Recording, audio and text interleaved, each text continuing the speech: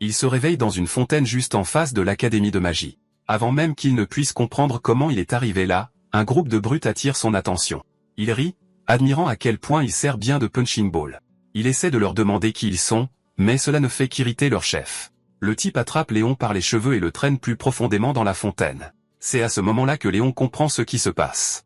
Il utilise sa magie de Léo et projette les brutes au loin. La brute principale ne comprend pas comment ce loser est soudainement devenu si fort. Quand Léon sort de la fontaine, sa seule présence les terrifie, et il s'enfuit de peur. Eh bien, il ne pouvait en être autrement. Après tout, le plus puissant archimage de l'histoire vient de se retrouver dans le corps d'un étudiant. Léon Klein était un héros de son époque, l'homme qui a vaincu le roi démon Belphar et a apporté la paix au royaume d'origine inconnue. Léon fut célébré par tout le royaume pour ses exploits en ce jour fatidique. On pourrait penser que l'heure de sa retraite était arrivée, le moment pour lui d'épouser une belle femme comme la princesse Sarah et de vivre une vie épanouie. Cependant, le destin avait d'autres plans. Le roi lui confia une dernière mission, une ultime tâche qui marquerait la fin de son parcours de héros. Apparemment, il y avait une grotte abritant des monstres, les derniers vestiges de l'armée du roi démon. Le roi voulait qu'il explore la caverne et revienne avec des résultats positifs. Après tout, tous ceux qui étaient entrés dans cette grotte jusqu'à présent en étaient revenus vaincus.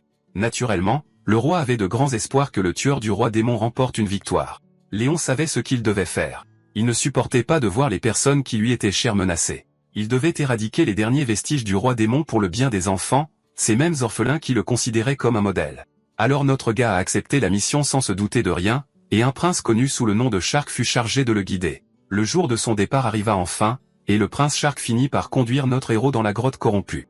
Une fois qu'ils furent au plus profond, le prince Shark révéla ses véritables intentions en poignardant le héros dans le dos. L'arme était enduite d'un poison mortel, rendant la mort de Léon inévitable. Vous voyez, le prince Shark avait toujours perçu Léon comme une menace pour son autorité et son pouvoir absolu. Sans oublier qu'il pensait que Léon lui volait sa petite amie, la reine Sarah. Cependant, notre gars a clairement exprimé ses intentions. Il n'essayait pas de draguer des filles et ne se souciait pas du pouvoir politique. Il était simplement motivé par l'amour pur qu'il portait aux gens qui l'entouraient, en particulier les orphelins qu'il admirait. Il s'avère que cette crapule visqueuse avait déjà pris la vie de ses enfants, s'assurant que personne ne resterait en vie pour accomplir la volonté de Léon. Ce salaud était littéralement une ordure civile que le traité de diable serait une insulte au diable. Il a finalement poussé notre gars dans les profondeurs de la caverne, le laissant là pour mourir d'une mort lente à cause du poison. Cependant, notre gars a réussi à survivre à la chute, se retrouvant dans les entrailles de la terre. Peu de temps après, une créature squelettique énigmatique surgit de nulle part, prête à l'attaquer. Léon utilisa ses pouvoirs magiques et anéantit le monstre avec une boule de feu. À sa surprise, une interface système est apparue et a compté son élimination. Avec un ennemi à terre, il lui en restait encore près d'1 million à massacrer. C'est seulement alors qu'il pourrait terminer la quête secrète que sa chute avait déclenché. Une autre créature se jeta sur lui, subissant le même sort, et son compteur d'élimination augmenta encore d'1. Léon ne comprenait pas sa situation, mais il continua à massacrer des monstres à gauche et à droite, espérant trouver un jour la sortie. Les années passèrent. La seule chose qui l'aida à affronter cette épreuve périlleuse fut son désir brûlant de se venger du salaud qui l'avait trahi. Au moment où il atteignit 100 000 éliminations, il acquit la magie de la tribu sombre, un type de pouvoir dont notre gars n'avait aucune connaissance préalable. Il a répété le cycle dans cet enfer éreintant de monstres grouillants pendant 10 années consécutives. Finalement, en atteignant 1 million d'éliminations, il remplit les conditions de la quête, et une porte arcanique s'ouvrit juste devant ses yeux. Léon traversa le portail sans réfléchir. Sa situation ne pouvait pas être pire qu'elle ne l'était déjà. Assez étonnamment, il se retrouva en plein milieu d'un étang. Quand il reprit ses esprits, il réalisa qu'il regardait un établissement d'enseignement. L'histoire n'avait même pas encore vraiment commencé que quelques brutes de l'institut sont apparus pour s'en prendre à une cible facile. Ils s'adressèrent à notre gars en l'appelant Kuraban, un nom qui semblait étrangement peu familier à notre jeune homme.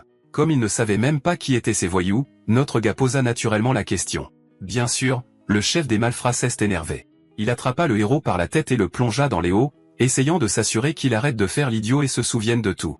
D'un autre côté, Léon n'avait aucune idée de ce qui se passait. Il utilisa un de ses sorts magiques, déluge des armures, et balaya ses nuls comme des sacs poubelles.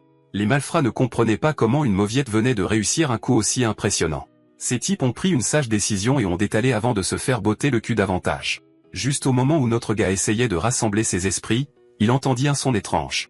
Une voix arcanique était absolument stupéfaite de la façon dont notre gars venait de pulvériser ses losers alors que sa magie était actuellement supprimée. La voix étrange conduisit Léon dans un endroit privé, se matérialisant finalement en une petite fille. La fille lui sauta immédiatement au cou pour le serrer dans ses bras, le laissant confus avec une multitude de questions auxquelles il voulait que cette petite poupée réponde. Elle commença par se présenter comme Luna, la messagère de la déesse. Pour faire court, elle était un guide pour les morts.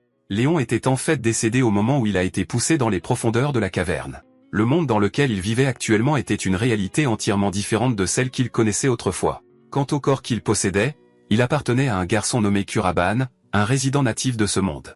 Léon prit un moment pour digérer tout cela, finissant par s'interroger sur la raison de son transfert dans ce monde. Il semble que notre gars va obtenir des réponses à toutes ces questions intimidantes car un portail massif se matérialise devant eux. En le traversant, il trouvera la vérité. De l'autre côté du portail se trouve une terre aride, et juste devant eux se tient un monstre familier connu sous le nom de Grand Soru, une créature qui servait autrefois le seigneur démon Belphar. Voir cette créature fait légèrement frissonner notre gars. Ce n'est pas un monstre ordinaire. À l'époque, il lui avait fallu littéralement 3 jours pour vaincre ce monstre. Cependant, Luna l'assure qu'en utilisant ses nouveaux pouvoirs magiques, vaincre cette créature sera une promenade de santé. À ce propos, Léon se souvient de la magie de l'attribut sombre qui lui a été accordée alors qu'il se démenait pour terminer cette quête secrète. La bête se jette sur sa cible sans pitié. Notre gars n'hésite pas avant de puiser dans les ténèbres. Sa magie noire tourbillonnante l'aide à briser la barrière magique dont le monstre s'entoure, puis il invoque des griffes sombres mortelles pour saisir ce salaud à la gorge. Cette seule technique suffit à éteindre la vie de la puissante créature. Luna se met à danser de joie en voyant notre gars abattre cette bête massive d'un seul coup. Même Léon lui-même est abasourdi après avoir été témoin du potentiel caché qu'il possède. Cela ne fait que le rendre encore plus curieux de sa situation, et il exige que cette petite lui crache le morceau sans plus tarder. Un certain temps passe, et il semble que notre gars a finalement compris le topo. Il s'avère que le roi démon Belphar va également rendre visite à ce monde. Le portail de tout à leur s'est formé en raison de l'influence du roi démon sur ce royaume. Si ce portail n'est pas contrôlé, le monde pourrait sombrer dans la destruction avec l'apparition des monstres. C'est pourquoi la déesse l'a spécifiquement choisi pour maintenir l'équilibre dans ce monde. Alors qu'il réfléchit davantage à sa situation, il remarque un blason familier sur un drapeau flottant. Notre gars ne met pas longtemps à comprendre où il a vu ce blason la dernière fois. Il appartient au même salaud qui l'a poussé à la mort. Si ce blason est ici, cela signifie que Shark a également traversé dans ce monde. Le désir brûlant de vengeance fait trembler ses poings serrés de manière incontrôlable, à tel point que même Luna le remarque. Mais elle ne peut s'y attarder davantage et disparaît dans les airs, craignant d'être découverte. Quelqu'un arrive, et ce quelqu'un est une étudiante qui souhaite parler à notre gars. Elle a senti un portail apparaître dans les environs et veut se renseigner à ce sujet. Avant que Léon ne puisse répondre, Luna insiste par télépathie pour qu'il dissimule l'information qu'elle cherche et fasse l'ignorant. Le garçon fait ce qu'on lui dit, laissant la fille se demander si ce qu'elle a senti n'était en fait qu'une fausse alerte. Elle se tourne alors vers notre gars, le reconnaissant comme le même étudiant impliqué avec les malfrats plus tôt. Pour tous les désagréments qu'il a dû supporter à cause de ces délinquants, elle s'excuse sincèrement. Cependant, notre gars l'assure de se redresser car ce n'est pas quelque chose pour lequel elle devrait s'excuser. D'une part, cette fille est très droite et bien élevée. Quoi qu'il en soit, la fille décide de s'en aller puisque ce qu'elle a senti semble être une fausse alerte totale. Une fois qu'elle est partie, Luna réapparaît, s'extasiant sur cette charmante dame qui a des sens exceptionnels pour détecter la présence d'un portail. Luna pense que cette fille est une candidate potentielle pour une romance, comme dans n'importe quel roman scolaire typique. La nuit tombe, et notre gars se dirige enfin vers sa chambre de dortoir, pour y trouver des malédictions et des insultes placardées sur toute sa porte. Le groupe d'étudiants responsables de ce crime odieux mais de bas étage est déjà dans le couloir, ricanant comme une bande de hyènes lâches. Néanmoins, Léon préfère éviter ces gens qui sont inférieurs à lui et entre dans sa chambre. À l'intérieur, Luna se lance dans une véritable tirade quand il s'installe, furieuse que ces types aient osé écrire des choses aussi basses. Mon gars n'est pas vraiment dérangé par ça et préfère discuter de sujets plus urgents. Il veut en apprendre un peu plus sur cet institut. Ce blason qu'il a remarqué sur le drapeau est le même que portait le prince Shark. Peut-être que Shark a aussi traversé dans ce monde avec le roi démon. Malheureusement, Luna n'a pas les détails qu'il souhaite. Elle est tout aussi ignorante de ce monde. Bien qu'elle ait jeté un œil à cette réalité pour guider notre gars, elle n'a pas du tout remarqué le prince. Cela ne laisse à notre gars d'autre choix que d'enquêter et d'explorer les secrets de ce monde par lui-même. Avec le soleil brillant marquant le début du jour suivant, notre gars se prépare pour sa première journée à l'académie. Après avoir arrangé ses cheveux et enfilé son uniforme, il traverse la foule d'étudiants pour se diriger vers son département. Il attire beaucoup trop l'attention, tous les regards étant rivés sur lui. Après tout, l'attitude de mon gars et l'aura qu'il dégage commandent totalement la pièce, et il le mérite amplement. Dans les quelques cours qu'il suit, il apprend quelques notions fondamentales sur ce monde. Il y a quelques années, des espaces mystérieux appelés portails ont commencé à apparaître partout dans le monde. Simultanément, des personnes capables d'utiliser la magie sont également apparues. Pour combattre cette situation, les personnes possédant un talent magique inné ont commencé à attaquer ces portails, récoltant au passage des objets et minéraux précieux. Ces pilleurs furent surnommés les Seekers.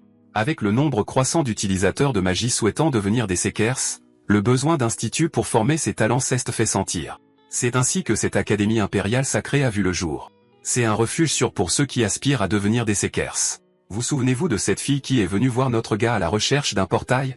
Oui. Cette fille est la présidente du conseil des élèves de cette académie. Son nom est Izumiya Makoto. Elle impressionne actuellement tout le monde sur les terrains de l'école avec son talent magique exceptionnel, et notre gars l'observe depuis la fenêtre de la classe. Après les cours, alors qu'il marche dans le couloir, il tombe sur les mêmes voyous auxquels il a eu affaire hier. Au fait, le nom de notre gars dans ce monde est Kurubana-kun. Celui avec le visage le plus laid, qui est aussi le chef de ces malfrats, s'avance, voulant que notre gars fasse une course pour eux. Mais mon gars, étant le boss qu'il est, tape sur les nerfs du salaud avec une pique acerbe mais simple. Le voyou perd patience, surtout qu'il veut déjà évacuer la frustration accumulée par l'humiliation d'hier. Le destin faisant bien les choses, Izumiya arrive à ce moment parfait, témoin de ce salaud injuste sur le point de lancer un sort magique mortel sur sa victime. Elle crie un avertissement au voyou pour qu'il s'arrête, mais son avertissement arrive bien trop tard. Le salaud finit par lancer son sort. Notre gars ne reste pas les bras croisés non plus. Il puise dans sa magie de l'attribut sombre et gobe le morceau de pierre que le salaud invoque. Littéralement, cet énorme rocher disparaît dans les airs, laissant le salaud bouche bée. Mon gars ne s'arrête pas là pour imposer son aura. Il passe juste devant ce nul sans se soucier de rien, ignorant également la présidente du conseil. Après les cours, Kuroban retourne à son dortoir pour y trouver une note de menace de ce même salaud exigeant que notre gars le rejoigne sur le terrain d'entraînement. Luna suggère qu'il ignore simplement cet idiot. Kuroban, cependant, est prêt à donner à ce type ce qu'il demande. Cela servira également à diminuer les obstacles sur son chemin. En entendant cela, Luna s'enflamme, prête à s'occuper de la menace. Pendant la nuit, notre gars rencontre enfin ses voyous sur le terrain d'entraînement, comme il s'y attendait. Le chef met ses sbires en attente car il veut un duel loyal en 1 contre 1. Il veut donner la leçon qu'il pense que notre gars mérite. De même, Kuroban veut que son adversaire ne le cherche plus jamais s'il gagne le duel. Comme prévu, le salaud éclate de son rire d'anime caractéristique, pensant que c'est lui qui mène la danse. Mon gars, de son côté, reste imperturbable et défie ce clown de charger sans perdre un temps précieux. La bravade de Kuroban tape sur les nerfs du salaud. Au lieu du duel en 1 contre 1 qu'il a demandé, le salaud ne prend même pas la peine d'honorer sa propre parole et appelle ses sbires à l'attaque. Les sbires sans méfiance chargent droit vers leur perte sans réfléchir. Le chef visqueux et dégoûtant se sent très fier de lui après avoir menti sur le combat loyal, mais mon gars reste imperturbable. Pour ce que ça lui fait, même si 100 de ces salauds l'attaquaient en même temps, ce ne serait pas un problème. D'un simple geste de la main, il invoque la magie de l'attribut sombre en utilisant une technique appelée miroir du déni. Cela permet à notre gars de retourner leurs attaques contre eux. Ce seul sort suffit à mettre ces salauds hors de combat. Le chef de gang reste bouche bée. Il sait qu'il a royalement merdé en énervant notre gars, et mon gars ne pense pas à pardonner au salaud qui ose lancer une attaque surprise dans son dos. Le chef n'a aucune idée du pétrin dans lequel il s'est fourré. Vous voyez, dans ce monde, la magie est classée en 4 attributs, le vent, l'éau, le feu et la terre. Le type de magie que notre gars manie n'entre dans aucune de ces catégories. La brute est en pleine dépression nerveuse en voyant comment le Kuroban autrefois inutile manie une magie aussi inouïe. Le salaud réalise trop tard qu'il n'a fait que s'enfoncer davantage en traitant Kurobani d'inutile à ce moment critique. Notre gars est absolument furieux, et il ne laissera pas une ordure vivre sur cette terre tant qu'il n'aura pas changé son attitude de merde. Le malfrat pense que sa magie de feu insignifiante peut le sauver, mais il se trompe bien assez vite quand mon gars le met KO avec l'aide de ses arts sombres. Kuroban ne se contente pas d'endormir ce type. Il s'assure d'aspirer tout le mana que ce salaud possède, une capacité unique que seul un détenteur de magie de l'attribut sombre possède. Kuroban espère que cela sera une leçon suffisante pour que le type réalise qu'il ne faut pas avoir les yeux plus gros que le ventre. Soudain, l'endroit entier sombre dans le chaos avec des sirènes d'urgence hurlant pour évacuer la zone. Un portail est apparu dans l'enceinte de l'académie, et les étudiants ont ordre de fuir car le niveau de menace est de catégorie rouge, censé être le plus haut niveau de danger. Dans le bâtiment des dortoirs, les étudiants sont en plein chaos, se bousculant pour évacuer, tandis que la présidente du conseil est là pour s'assurer qu'aucun étudiant n'est laissé pour compte. Un aîné est également là pour aider, exhortant Izumiya à quitter les lieux conformément aux ordres du directeur. Il lui est également interdit d'affronter une menace de catégorie rouge. Si quelqu'un devient une victime en tentant de combattre le portail, l'académie devra en assumer la responsabilité. Cependant, la fille a ses propres raisons d'intervenir. Il n'y a pas si longtemps, lorsqu'un portail de catégorie rouge est apparu, les résidents voisins ont subi d'énormes dégâts, et elle refuse de laisser l'histoire se répéter. Sans oublier que la seule raison d'être de cette académie est de former des talents capables de combattre ces portails. C'est précisément pour cela qu'elle a l'intention de s'attaquer elle-même à ce portail. Pendant ce temps, des monstres ont déjà commencé à sortir du portail, les étudiants s'enfuyant, morts de peur. L'un d'eux essaie même d'utiliser sa magie de la terre pour effrayer une bête qui le suit, mais la créature mâche la pierre avec ses mâchoires et se jette sur l'étudiant. Heureusement, la déesse de l'école arrive et abat plusieurs bêtes à la fois, sauvant cet étudiant de se faire mordre les fesses. Elle ordonne à l'étudiant de chercher l'aide de ses camarades et d'évacuer au plus loin. La fille s'inquiète que si ce portail n'est pas arrêté immédiatement, les bêtes pourraient se diriger vers la ville, causant destruction et panique inutile. N'ayant pas le choix, elle est prête à affronter elle-même le boss du portail. Pendant ce temps, notre gars et sa loli, Luna, regarde la déesse relever le défi et entrer dans le portail. Avant de continuer, le garçon veut savoir comment ils peuvent fermer le portail. La réponse de Luna est assez prévisible. Tout ce qu'ils ont à faire, c'est de vaincre le monstre qui contrôle la porte, qu'on peut aussi appeler le boss. Avec ça en tête, ils décident d'y aller directement sans perdre de temps. Cependant, Luna est hésitante à cette idée. La magie noire que notre gars possède est peut-être puissante, mais elle consomme énormément de mana.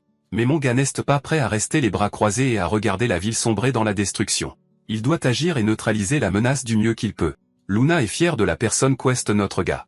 Sans plus hésiter, il passe à l'action, se dirigeant droit sur le monstre boss. Pendant ce temps, à l'intérieur de la porte, la présidente du conseil des élèves a déjà éliminé un tas de monstres de bas niveau. Cela suffit à lui seul pour épuiser sa force et son mana. Elle apprend à ses dépens qu'une porte de catégorie rouge n'est pas quelque chose à prendre à la légère. Les choses ne font qu'empirer pour elle lorsqu'un énorme dragon serpentin apparaît juste derrière elle, prêt à la dévorer. Mais heureusement, Kurobin parvient à arriver à temps. Il punit ce salaud avec son attribut sombre pour avoir tenté de blesser la déesse du campus.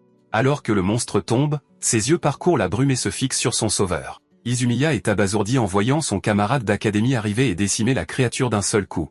Elle le remercie pour son aide, tandis que Luna est simplement heureuse qu'il l'ait sauvé à temps. Kuruban est content que Azumea soit saine et sauve, et, oui, le One Piece est réel.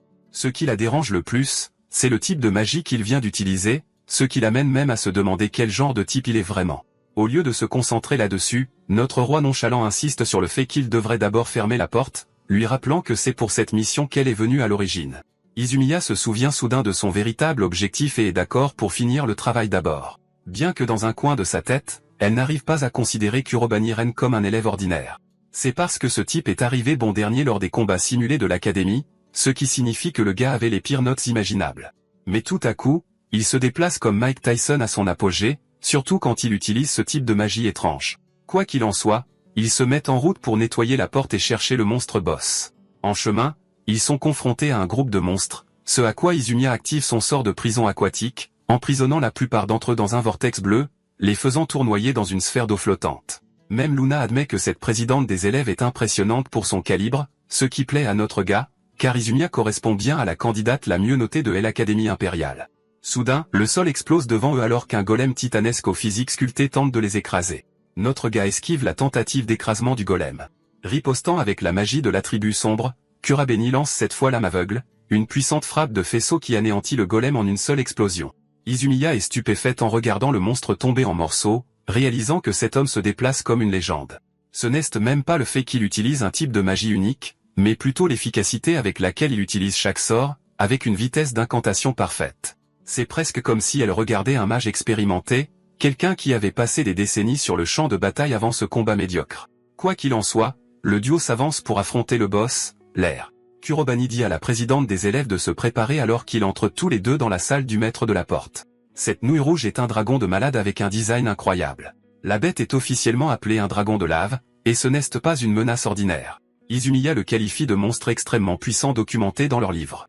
Et même notre gars lui dit de faire attention car la créature va se déchaîner avec ses attaques de feu et de queue à longue portée. Le déchaînement est sur le point de commencer lorsque la bête prépare une explosion de feu avec sa magie avant de lancer un hyper laser comme le Rayquaza des Pokémon dans cette scène de son combat contre Deoxys.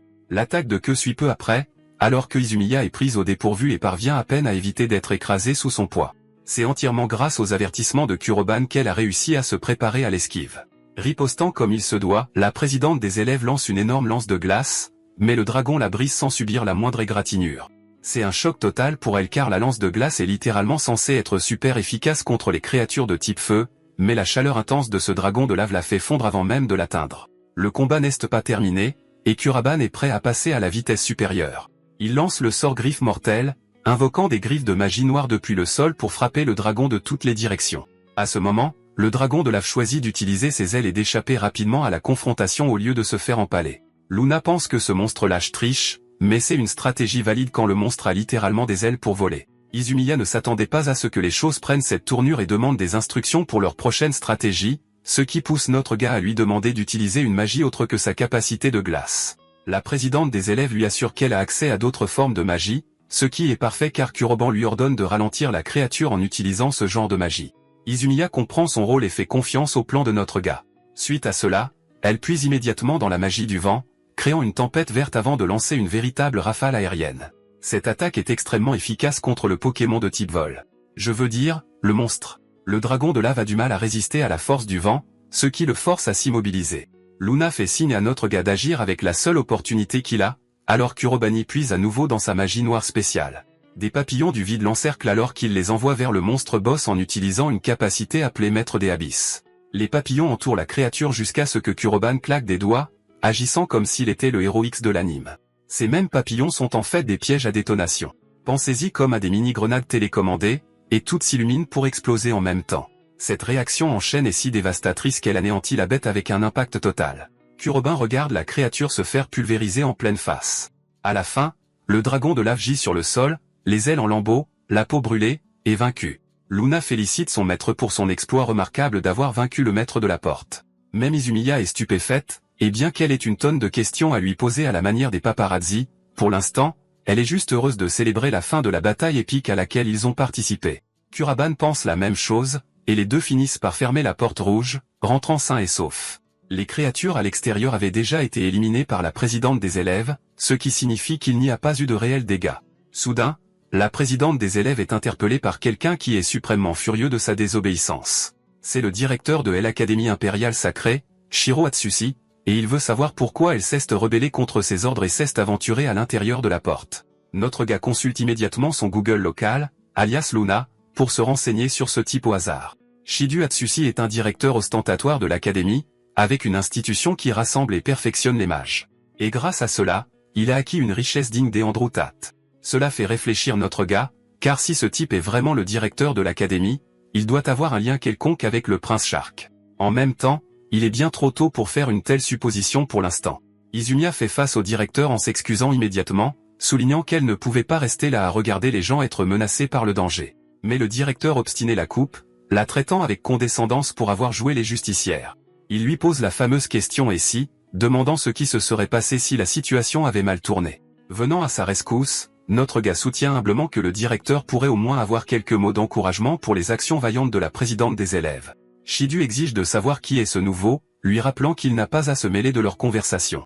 Mais la présidente des élèves défend notre gars à son tour, soulignant que c'est grâce à ce même étranger qu'elle a réussi à fermer la porte de la plus haute difficulté. Cela suscite un grand intérêt dans les yeux de Shidu avant qu'il n'éclate de rire, humiliant le gamin à la seconde où il se souvient que Kuroban Ren est le bouffon le moins bien classé de son académie. Refusant de croire au ridicule de la situation, il se retourne pour partir, mais Izumiya le supplie de lui accorder son attention. Cette fois, Shidu déclare que le pire élève de l'académie n'aurait pas pu réussir à fermer une porte de la plus haute difficulté, alors il traite toute l'affaire comme un bluff ridicule inventé par ses élèves. Disant ces mots, il part en trombe avec son escorte, laissant notre gars en pleine contemplation. Kurobe comprend maintenant que même si Shark n'est pas associé à ce type, il doit enquêter plus profondément sur l'identité du directeur. De retour au dortoir, cet homme respire enfin un air de détente en rentrant chez lui. Luna est déjà en train de pester contre le comportement orgueilleux du directeur, mais ce n'est qu'un autre indice de la vie merdique que Kuroban Ren a dû mener dans cette école. La messagère de la déesse est en fait impressionnée par Izumiya en comparaison et surprend soudain notre gars en train de lire quelque chose. Kuroban est en fait en train de vérifier les notes du journal de Kuroban pour trouver des indices sur le directeur. C'est une violation de la vie privée, mais c'est quelque chose qui doit être fait. Le jour où notre galéon a envahi le corps de Kuroban, il a déjà réalisé que ce gamin était au bord du gouffre, comme s'il avait renoncé à vivre. Commençons à lire le journal. Le garçon harcelé était à bout. Il aspirait à devenir un sécaire juste pour réunir de l'argent pour les frais médicaux de sa petite sœur. Mais, malheureusement, il a désespéré en réalisant qu'il n'avait aucun talent pour la magie. Cette unique faiblesse est devenue l'héritage de sa vie, les gens le traitant comme de la merde, lui laissant des mots, le terrorisant en classe, et après les cours le mettant KO plus fort que Anthony Joshua ne l'a fait avec Jake Paul. Chaque jour est devenu un véritable enfer, et le garçon ne pouvait pas échapper à ce cycle de torture. Les derniers mots du garçon exprimaient à quel point sa vie était devenue frustrante. Il a même pleuré dans son dernier écrit, ses larmes gravées dans la note. En lisant tout cela, Luna se rend compte que Kuroban est vraiment secoué. Il regarde la lune, déclarant qu'il doit rendre justice pour la vie que ce pauvre garçon a endurée. Dans son bureau, Shidu est en train de lire le dossier de notre gars, trouvant facile de l'accabler en se basant sur son bulletin qui a la plus basse évaluation. Le directeur trouve vraiment impressionnant que ce raté ne voit pas qu'il pourrait facilement se faire expulser de l'académie. Dans la scène suivante, nous avons une séquence de douche de notre belle. Elle réfléchit à notre gars, comment Kuroban est censé être l'élève le moins bien classé. Rien ne semble normal, surtout les changements récents, et elle est aussi certaine de sa supposition qu'elle l'est de la rondeur de son fessier. Le lendemain, notre gars est invité à une conversation privée par le vice-président, Naru Shuya. Cet intello les prend pour une discussion en tête-à-tête, rappelant ce qui s'est passé hier avec la présidente et Azumiya. Le vice-président questionne les intentions de notre gars, voulant savoir si l'élève était intéressé par l'acquisition du plus de butin possible à l'intérieur de la porte. Il sait d'après le récit des Azumiya qu'il l'a aidé, mais il pense aussi que c'est juste une couverture qu'elle a inventée pour le défendre. Nerus le réprimande pour avoir essayé de jouer au héros et d'avoir créé des problèmes à la présidente des élèves. Même Luna est énervée contre ce binoclard qui parle comme s'il avait la science infuse. Quoi qu'il en soit, Kuroban clarifie qu'il a aidé à bloquer la porte. Nerus ricane, rappelant au gamin qu'il n'a jamais gagné un seul combat simulé pendant les tests scolaires. Il voit clairement que ce ne sont que des mensonges, refusant de croire un seul mot. À ce moment-là, Izumiya est arrivée. Elle cherchait en fait notre gars pour discuter. Maintenant qu'elle est là, Nerus met fin à la discussion, leur ordonnant de laisser le conseil des élèves gérer les choses la prochaine fois. Quant à Izumiya, il lui ordonne de venir le voir l'après-midi même pour une discussion. Le regardant partir, Izumiya demande si le binoclard a encore dit des méchancetés à notre gars. Mais Kuroban est cool avec ça, s'en foutant royalement de ce type et demandant simplement pourquoi elle le cherchait. Il s'avère que le directeur de l'académie veut lui parler maintenant. Kuroban se rend directement dans le bureau de Shidu où il essaie de prendre la pause sans même leur jeter un regard. Immédiatement, le directeur ordonne à Kurobeni de quitter l'académie, sur son ordre. C'est un ordre frénétique et soudain qui fait sursauter Azumiya, qui demande une raison. Shidu proclame que c'est simple. Le garçon a les plus bas scores en magie et n'a pas gagné un seul combat depuis son arrivée. Cela signifie qu'il n'a aucun talent, et les mages sans talent n'ont pas leur place ici à l'académie, donc c'est une sortie facile pour lui. Ramassant le bulletin, notre gars suggère calmement que tout ce qu'il a à faire est de prouver sa force. Il sait qu'il y a des combats simulés prévus pour le mois à venir et pose comme condition de les gagner tous en échange de la coopération du directeur. C'est une offre insultante pour Shidu, qui la trouve ridicule. Mais ensuite, il lit le programme et découvre que le combat de Nerus contre Kurobani aura lieu à cause de cela. Cet affrontement serait essentiellement une condamnation à mort immédiate car Nerus est le deuxième plus grand talent derrière Izumiya.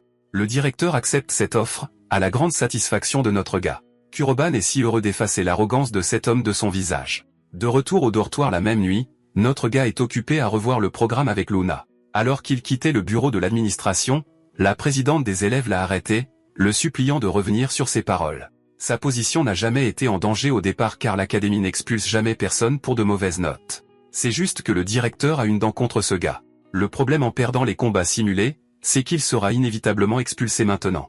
Bien qu'elle connaisse ses compétences, elle pense que c'est un défi bien trop dangereux pour lui d'affronter Nerus. À ce moment-là, Kurobani l'a simplement regardé et l'a remercié de s'inquiéter. Mais, vraiment, la condition ne le dérange pas du tout. De plus, il a déjà pris sa décision dans le but de prouver à tous ses détracteurs qu'ils ont tort. En réfléchissant à ces mots maintenant, Luna pense que ce serait tout à fait normal si Kurobani arrêtait simplement de fréquenter l'académie. Mais notre gars croit qu'il est préférable pour lui de rester à l'académie pour surveiller personnellement les activités du prince Shark. Après tout, il soupçonne fortement un lien entre le directeur et le prince. Il évoque même une théorie personnelle folle selon laquelle le prince Shark posséderait spirituellement le corps du directeur. Cependant, Luna a immédiatement rejeté cette théorie, révélant qu'elle a la capacité de sentir les êtres de l'autre monde, donc elle serait capable de le dire si c'était le cas. Avec cette option écartée, la stratégie actuelle de Kuroban est de continuer à fermer les portes entrantes tout en poursuivant ses deux cibles, le roi démon Belphar et le prince Shark. Étrangement, la petite messagère boude à ces mots, ce qui l'amène à lui demander ce qui ne va pas. Elle pensait juste au lourd fardeau que le grand sorcier Kurobani doit porter, même si c'est un ordre de la déesse. Malgré le fardeau, Kurobani se sent en fait reconnaissant pour cette opportunité. Il était déjà mort dans cette dimension du vide. C'est donc l'occasion parfaite pour lui de se venger de Shark, celui qui a causé sa perte, et même de Belphar, le roi démon qui menace la sécurité de ce monde. Au final, il est content des ordres de la déesse, alors Kuroban assure à la petite messagère qu'elle n'a aucune raison d'être triste. Ces paroles rassurantes illuminent son visage, la rendant sincèrement heureuse qu'un homme aussi incroyable que lui ait été choisi pour cette tâche. Leur conversation terminée, Kurobani veut se reposer pour les combats simulés à venir. La petite fille crie d'excitation, déclarant qu'il va faire un carton plein pour montrer à tout le monde qui est le patron. Au fond d'elle, elle espère aussi désespérément que tous les vœux de Kurubani se réalisent. Le lendemain arrive, et nous trouvons les concurrents sur les terrains de combat. Le premier adversaire du gars est un autre clown qui est juste content d'affronter le pire élève de l'académie. Le public dans les gradins encourage tous l'autre type, ayant pitié de Kurobin, mais notre gars ignore tout ce bavardage alors que le combat entre les deux mages commence. L'adversaire de Kurobin commence avec une audacieuse frappe de vent, lançant un rayon vert pour vaincre son adversaire. Au moment où l'attaque le touche, notre gars disparaît comme s'il s'était évaporé sous l'impact. Cela fait croire à ce clown qu'il est très puissant. Son adversaire n'a même pas pu supporter un seul coup. Mais ensuite, Kuruban lui rappelle la réalité en apparaissant juste derrière lui comme un fantôme. Ayant préparé un sort de terre, Kuruban frappe le corps de son adversaire avec des pierres en utilisant une explosion de roche. À la fin de ce sort, le gars est à terre dans la pose de Yamcha, consacrant notre gars comme le vainqueur du premier match. Cette victoire écrasante stupéfie les spectateurs. Tous parlent du pire élève de l'académie qui a battu quelqu'un de bien meilleur que lui. Izumiya a l'air d'une petite amie fière, tandis que Nerus a l'air d'un haineux en colère. Luna fait remarquer que cet homme n'a même pas besoin d'utiliser la magie de la tribu sombre pour éliminer ses amateurs. C'est ce qui est génial avec le sorcier de l'autre dimension. Elle est ravie de le voir mettre une raclée à tous ses faibles. Le massacre continue avec Kurobani détruisant un type après l'autre en utilisant les mêmes sorts, certains abandonnant même directement face à lui. Sa série de victoires est assez choquante pour donner une crise cardiaque au directeur. Le gars n'arrive pas à comprendre comment le gamin le plus stupide de l'académie est maintenant sur une série de victoires. Pendant une seconde, il commence vraiment à se demander si ce gamin a réellement fermé la porte rouge avant de se manipuler à nouveau pour croire le contraire. Nerus frappe à sa porte et voit le directeur qui a demandé un entretien personnel avec lui. Shidu explique que Nerus va évidemment combattre l'outsider ici dans les combats simulés. Mais pendant ce combat, Shidu ordonne au vice-président des élèves d'utiliser sa force maximale, lui rappelant de ne pas être négligent, même une seconde. Fait intéressant, Nerus a déjà des plans pour son adversaire. Dans tous les combats de Kurobin qu'il a observés, il n'a vu que de la magie de la terre être utilisée. Même avec ce niveau de compétence, Nerus soutient qu'il lui est bien supérieur en termes de talent, ce qui plaît beaucoup au directeur. Le gars est si heureux d'entendre une confirmation réelle concluant leur discussion. En sortant, Nerus se perd dans ses pensées, sachant que le directeur est prudent comme s'il y avait quelque chose de vraiment inquiétant à propos de son prochain adversaire. Quoi qu'il en soit, ce type a trop d'ego et croit qu'il n'y a aucune chance qu'il perde ce combat. On se dirige vers une autre victoire pour notre gars. À ce stade, tout le monde le flatte, la définition même de transformer ses détracteurs en fans. Les gens se demandent ce qui a bien pu lui arriver pendant que Kuribani comprend qu'il s'en sort bien. Izumiya lui donne de l'éau et lui rappelle qu'il n'a besoin que d'un dernier effort avant d'atteindre la liberté totale. Pendant ce temps, le binoclard traîne dans les parages, surprenant leur discussion. Enfin, l'annonceur en arrive au plat principal de l'événement, le combat simulé entre Kuribani et le vice-président, Nerus. Les deux combattants s'avancent pour se foudroyer du regard, et les provocations commencent avec Nerus conseillant à son adversaire de ne pas prendre la grosse tête après ses récentes victoires. Notre gars remet ce puceau à sa place en jouant la carte du calme, exprimant qu'il est seulement intéressé par la victoire. Nerus pense qu'il se la joue aisant et ne peut pas perdre car il a tout vu, mais notre gars prédit que sa victoire future est gravée dans la pierre. Le binoclard prend son courage à deux mains, jurant de faire regretter à son adversaire une telle décision. La scène est tendue, et tous les yeux sont rivés sur eux alors que le combat final commence. La confiance du binoclard crée des failles dans ses pensées, car l'idée qu'un élève du bas du classement puisse balayer les autres est hallucinante pour lui. Il commence à se demander si Kuruban a intentionnellement tout planifié depuis le début pour enchaîner les victoires en cachant ses vrais pouvoirs. Quelle que soit la stratégie à 4000 de QI que son adversaire a concoctée, Nerus est déterminé à la détruire. Il commence par activer une magie du vent de haut rang, créant un arc et une flèche pour un sort de tir foudroyant. En relâchant son arc, il lance 3 flèches foudroyantes qui foncent en direction de Kuroban. Répondant de manière appropriée, notre gars pose sa main au sol, invoquant un mur d'argile géant pour une défense parfaite. La taille de cette chose étonne son adversaire, car même son sort de haut rang a simplement rebondi sur le mur sans causer de dégâts. Le mur fond, et la confiance de Nerus aussi, qui ne comprend même pas comment il a pu rater son coup alors qu'il l'avait lancé plus tôt. Le public est en émoi, maintenant abasourdi que Kuraban soit capable de contrer le vice-président. Nerus, embarrassé, essaie de retrouver son calme, se rappelant que son adversaire ne peut utiliser que la magie de la terre. Avec ça en tête, il lève la main pour activer sa propre magie de la terre. Nerus lance des pierres géantes qu'il évite juste au-dessus de son adversaire avant de les faire pleuvoir en une pluie de météores, ou dans ce cas, une pluie de rochers. Kuraban regarde, se préparant à contre-attaquer avec la magie du vent. Il se concentre et anéantit la tempête de rochers avec une rafale aérienne. Cette contre-attaque est une autre réponse parfaite à la tentative de Nerus et un énorme choc pour lui. Le binoclard est terrifié de réaliser que notre gars peut même utiliser la magie du vent, tandis que le public est en extase, acclamant la performance de l'outsider contre le vice-président. Certains d'entre eux commencent à se demander comment ce gamin a accès à plusieurs attributs, et la raison est simple. Izumiya intériorise que les sorciers capables de lancer plusieurs attributs sont rares, car il faut beaucoup de temps pour maîtriser ne serait-ce qu'un seul type d'attribut magique. Même s'ils y parviennent, la maîtrise de l'un est généralement inférieure à l'autre, mais Kuroban est une sacrée machine. Le mec est littéralement en train de lancer parfaitement deux éléments. Nerus laisse éclater sa frustration. Il n'avait pas calculé que notre gars utiliserait un autre élément. Kuroban en a marre et demande directement pourquoi cette ordure aime prendre les gens de haut, une réponse qui semble incompréhensible pour Nerus. Notre gars s'emporte, soulignant comment le vice-président tire des conclusions hâtives, à une arrogance monstre et même de l'imprudence. La seule bonne chose chez ce type, c'est sa prouesse magique, mais sa personnalité est pire que celle d'un mouchoir en papier mouillé. Ce rappel à la réalité humilie et stupéfie le vice-président, qui le prend à l'envers et pense que notre gars le dénigre intentionnellement. Il se lance dans un discours sur le fait qu'il ne reconnaît que les forts, et que la seule personne qui correspond à cette catégorie est Azumiya elle-même. Il a fait de son mieux pour devenir digne de se tenir à ses côtés. C'est pourquoi il est si arrogant au point de supposer que l'élève le plus faible n'est pas de taille face à lui. Alimenté par la colère, Nerus lance un sort d'eau spécial, une autre magie d'attribut de haut rang. Le public sait que cet attribut est censé être le meilleur du binoclard à ce jour. Déclarant que c'est la fin pour son adversaire, Nerus lance le sort d'eau, réussissant à piéger la jambe de Kuroban. Puis une violente tempête bleue enveloppe son corps. Ce sort puissant s'appelle Cocytus, l'atout final de Nerus. Il est si puissant que même la magie du vent ne suffit pas à le contrer. La magie de la terre non plus. Le vice-président suppose sa victoire, surtout en voyant Kuroban scellé dans la glace comme s'il était Aang des Avatars. La différence est que la nation du feu a attaqué de l'intérieur de son corps, déconcertant une fois de plus le binoclard. La cage de glace commence à se fissurer, et avec elle toutes les chances de victoire de Nerus dans ce combat.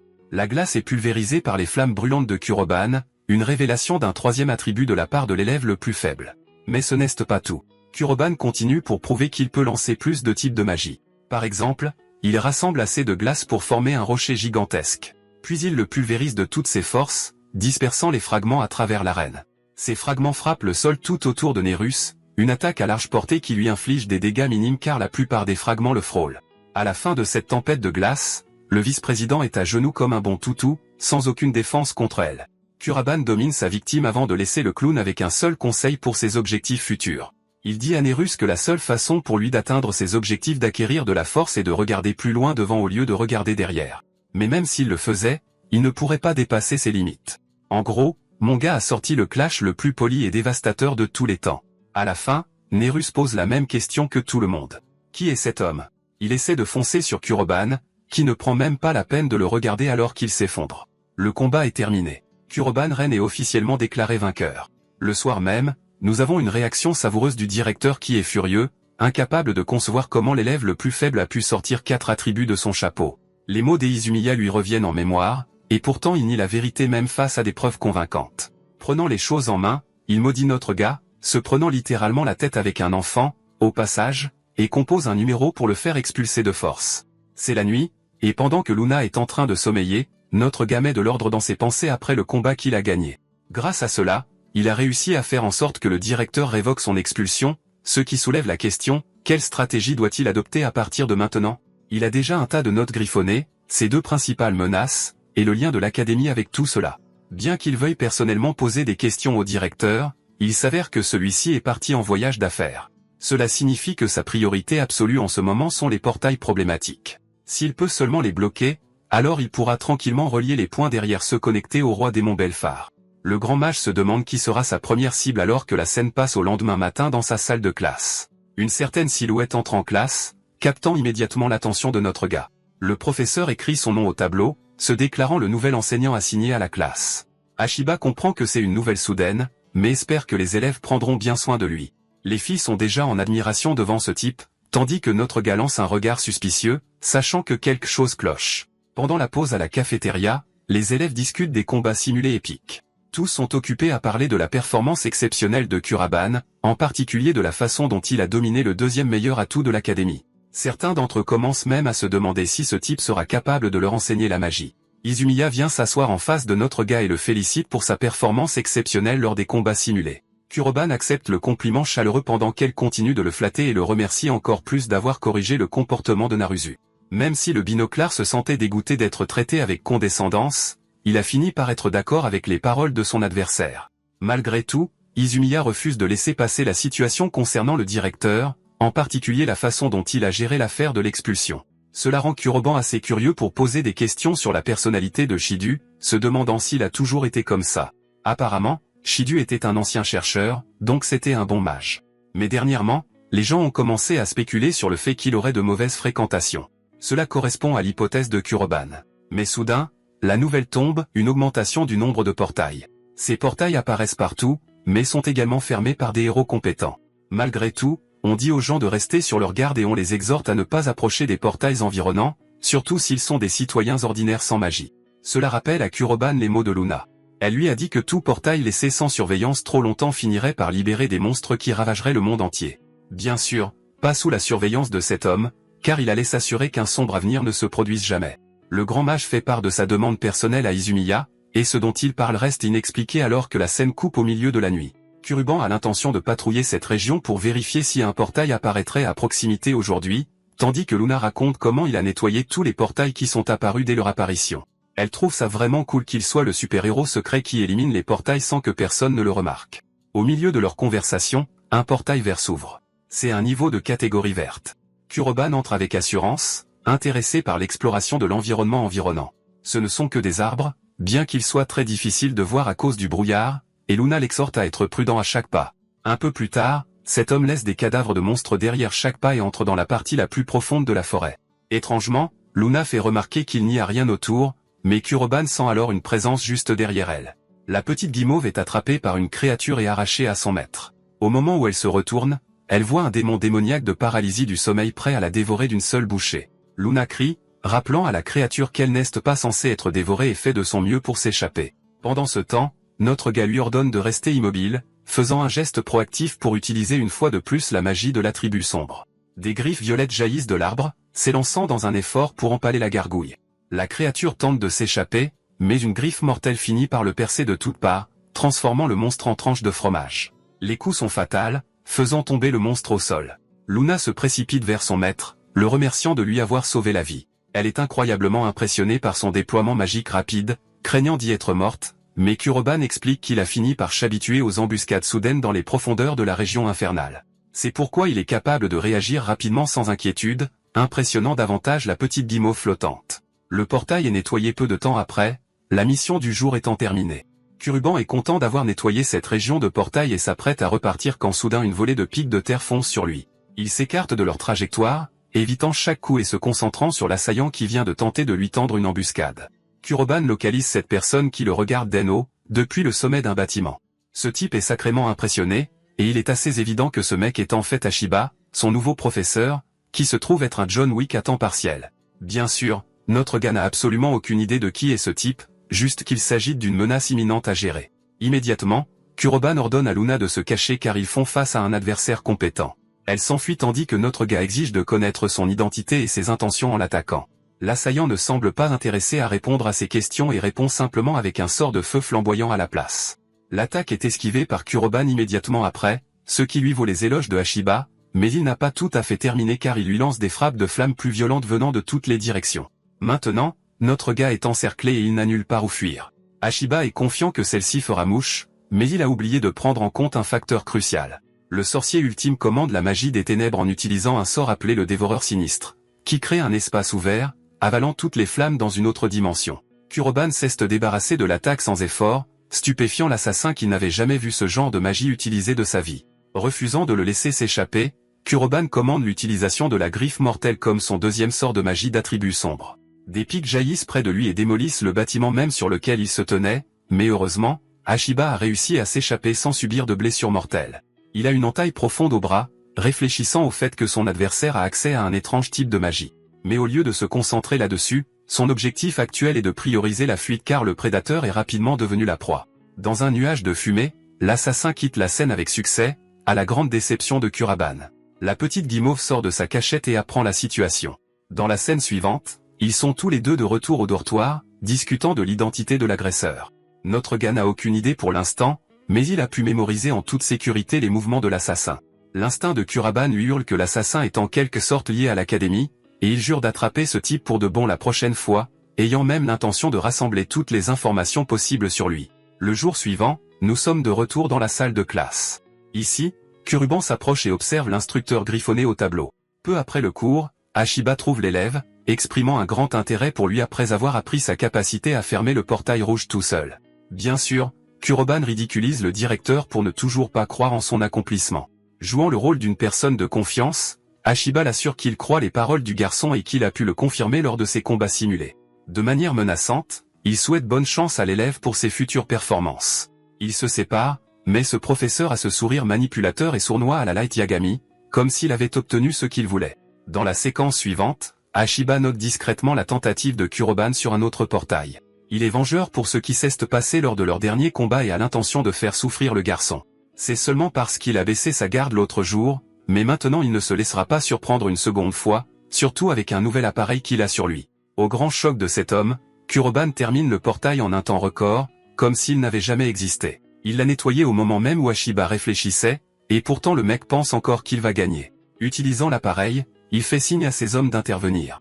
Le reste des assassins sortent de l'ombre pour s'en prendre à un gamin, agissant comme s'il était la version à 20 doigts de Sukuna ou quelque chose du genre. Tous combinent leur sort pour infliger un coup final explosif, causant une grande destruction. Observant la scène depuis l'endroit parfait, Ashiba rit, qualifiant la mission de décevante et se retournant, convaincu d'avoir tué le gamin. Au moment où il leur fait signe de vérifier le cadavre, ses propres subordonnés lui hurlent dessus via la transmission. Ils sont là, tremblants de peur, terrifiant Ashiba quant à ce qui aurait pu se passer. Il refuse de croire que le garçon a survécu à une explosion aussi gigantesque. Même un assassin de sang-froid perd son calme et essaie de se ressaisir, se rassurant en se disant qu'au moins le gamin ne sait pas où il se cache. Et puis notre gars surgit de nulle part derrière lui, déconcertant une fois de plus l'assassin. L'avantage avec Kuroban, c'est qu'il a une petite partenaire qui peut facilement le chercher. Cette même partenaire est l'orbe violette qui plane pour scanner la zone. C'est Luna. Peu importe, cependant. Kuroban a coincé ce type et libère une onde de vent. Cela fait tomber le masque de Ashiba, exposant son identité au grand jour. L'assassin ne sait même pas quand le garçon a réussi à le découvrir. Vous vous souvenez quand Kuroban observait attentivement sa façon d'écrire au tableau? C'est parce qu'il a compris que Ashiba utilisait un autre bras pour écrire juste après le combat, grâce à la blessure qui lui avait été infligée. Puis il a enquêté davantage avec l'aide des Izumiya et a découvert que l'instructeur était un ancien chercheur. Cela correspondait au sort de flamme que l'assassin avait utilisé l'autre jour, confirmant son identité car tous les indices menaient à une seule personne, Ashiba Kizuki. Le provoquant, Kuruban demande si cet homme a retrouvé sa résolution perdue. Il a l'intention de faire parler ce type sur toutes les raisons pour lesquelles il s'est donné la peine de tenter d'assassiner un étudiant. En entendant cela, l'assassin maniaque éclate de rire, félicitant le jeune garçon de l'avoir acculé au point de découvrir son identité. En même temps, il rappelle au garçon qu'il n'est qu'un étudiant, un qui ne devrait pas être si arrogant. En disant cela, le mec prépare une attaque supernova littérale comme s'il était en mode Freezer de Dragon Ball Z. L'environnement même fond juste à cause de la chaleur résiduelle. Ashiba rit, annonçant la fin de tout pour le garçon. C'est sa technique ultime, celle qu'il a utilisée pour désintégrer des milliers de monstres puissants, un atout qu'il n'utilise pas souvent. Déclarant la fin de sa cible, l'assassin envoie ce putain de soleil dans sa direction, tandis que Kuroban semble le dominer de loin. Le protagoniste est en fait très familier avec ce sort, et soudain, la confiance de Ashiba s'est fissurée. Il n'en croyait pas ses yeux. L'étudiant avait lancé une version de sa propre magie de la tribu Feu, une technique appelée la flamme cramoisie. C'est moi, ou c'est juste Jogo contre Sukuna de l'arc de Shibuya. Les deux sorts de flammes s'affrontent dans un clash de rayons à l'ancienne avant de détonner dans une forte explosion, s'annulant mutuellement. L'atout de Ashiba est annulé, et c'est un miracle à ses yeux car il venait d'utiliser la magie du plus haut niveau disponible dans le domaine de la tribu Feu. Mais son hypothèse est en fait fausse, comme le dit Kuroban, à ses yeux, cette ridicule boule de feu n'est qu'une magie de niveau intermédiaire. Son ton condescendant énerve l'assassin. Il devient complètement fou et crie sur le garçon, mais Kuroban s'en fiche et interpelle Ashiba sur sa mention d'avoir tué un millier de monstres. Cela jouant à fond, le mec remet ce type à sa place en révélant qu'il a tué plus de 100 000 monstres, donc c'est juste des chiffres de débutant comparés à son niveau. Le saisissant à la gorge, Kuroban enveloppe le corps de Ashiba avec l'essence de la magie noire. L'assassin peut sentir son attraction magnétique autour de lui comme si elle drainait son énergie. Soudain, il perd le contrôle de son corps, l'immobilisant complètement au sol. Luna regarde, ravi que son maître ait enfin atteint son objectif. Mais notre gars n'a pas encore fini. Il a quelques affaires à régler. Saisissant Ashiba par la mâchoire, Kuroban exige de connaître l'identité de l'homme qui a envoyé l'assassin. Il sait déjà que c'était Shidu, et le manque de réponse de l'instructeur est une bonne réponse. L'assassin panique, révélant frénétiquement qu'il ne faisait que suivre les instructions et faire son travail pour éliminer les personnes s'approchant des portails. Cela confirme à Kuroban que la cible de Shidu n'est pas seulement lui, mais toute personne qui se met en travers du chemin de la gestion des portails, ce qui confirme à 100% que le directeur est du côté du roi démon depuis le début. La question évidente est de savoir pourquoi il encouragerait également les étudiants en tant que jeune mage talentueux s'il était vraiment du côté du roi démon. Donc cette théorie n'est pas entièrement exacte non plus. Mais une chose est sûre, le directeur joue un rôle critique ici. Kuroban tourne son attention vers sa victime qui tremble de peur, tandis que notre gars réfléchit que même confronter Shidu avec cet assassin ne servira à rien dans cette situation. Au lieu de cela, un peu plus tard, il attache simplement ce type et le met de côté. Au moins avec cette action, le directeur sera beaucoup plus prudent dans ses entreprises sans prendre de décision hâtive la prochaine fois. C'est exactement ce que Kuruban recherche alors qu'il déclare qu'il démasquera le véritable cerveau qui manipule le champ de bataille. Dans la scène suivante, Shidu arrive au domaine de quelqu'un. Il frappe à la porte et monte à l'étage, se rappelant que chaque fois qu'il vient ici, c'est toujours un environnement étrange et inconfortable. Le directeur frappe à une autre porte et obtient la permission d'entrer. La première chose qu'il fait est de s'incliner devant son maître, le vrai cerveau, quelqu'un qui ne le regarde même pas. L'homme exige simplement d'entendre son rapport, et Shidu finit par tout expliquer sous un jour positif. Mais lorsqu'il est interrogé sur d'éventuels obstacles ou changements dans leur plan, Shidu révèle sa curiosité personnelle. Il sait qu'un certain étudiant est apparu dans son académie avec des résultats exceptionnels, du jamais vu. Puis, il se trouve que ce même gamin est capable d'utiliser les 4 éléments distincts de la magie. Malgré tout cela, Shidu exprime une confiance absolue, racontant qu'il a déjà envoyé un assassin pour s'occuper du gamin et l'éliminer. Son maître se lève, manifestant son intérêt pour en savoir plus sur cette histoire. C'est quelque chose qui l'interpelle, comme s'il n'avait pas envisagé ce développement. Après avoir appris la montée en puissance soudaine et écrasante de l'étudiant, il estime que le gamin a toutes les raisons de faire obstacle à leur plan, mais le proviseur est encore trop confiant quant à l'assassin qu'il a envoyé, assurant le succès de cette mission. Cependant, son maître n'est pas si confiant, car si c'était le cas, l'assassin aurait déjà rapporté le succès de la mission. Cela stupéfie Shidu qui attrape rapidement son téléphone, refusant d'envisager l'idée d'un échec. Le soi-disant assassin qu'il a envoyé après notre garçon est actuellement ligoté et impuissant. Son téléphone sonne dans sa poche, mais il ne peut même pas répondre à l'appel. C'est juste une autre raison convaincante pour Shidu de croire que le gamin a dû déjouer même l'assassin. Son patron considère cela comme un échec de mission immédiat. Alors que Shidu est de plus en plus frustré, il avait une bonne impression de Kuroban Ren, mais pas à ce point. Il est à court d'options jusqu'à ce que son maître recommande une méthode parfaitement plausible. Si l'on a affaire à un mage exceptionnellement talentueux, tout ce qu'ils ont à faire est de forcer ses amis à lui servir d'appât. Ce genre de plan excite vraiment ce salaud de proviseur, car il peut deviner vaguement ce que son maître suggère. Shidu attrape un anneau que son maître lui lance. Et bien qu'il pense qu'il est trop tôt pour cette méthode, il est aussi vrai qu'ils ont besoin de données pour la prochaine phase d'expérimentation. Le proviseur affiche un large sourire, assurant le succès de la mission cette fois, car c'est la raison même pour laquelle ils ont rassemblé une tonne de sorciers au départ. Le chef est intrigué par ce développement soudain et attend avec impatience des rebondissements plus intéressants. Il est d'une humeur si positive qu'il se demande s'il est temps d'ouvrir un véritable portail noir dans ce monde.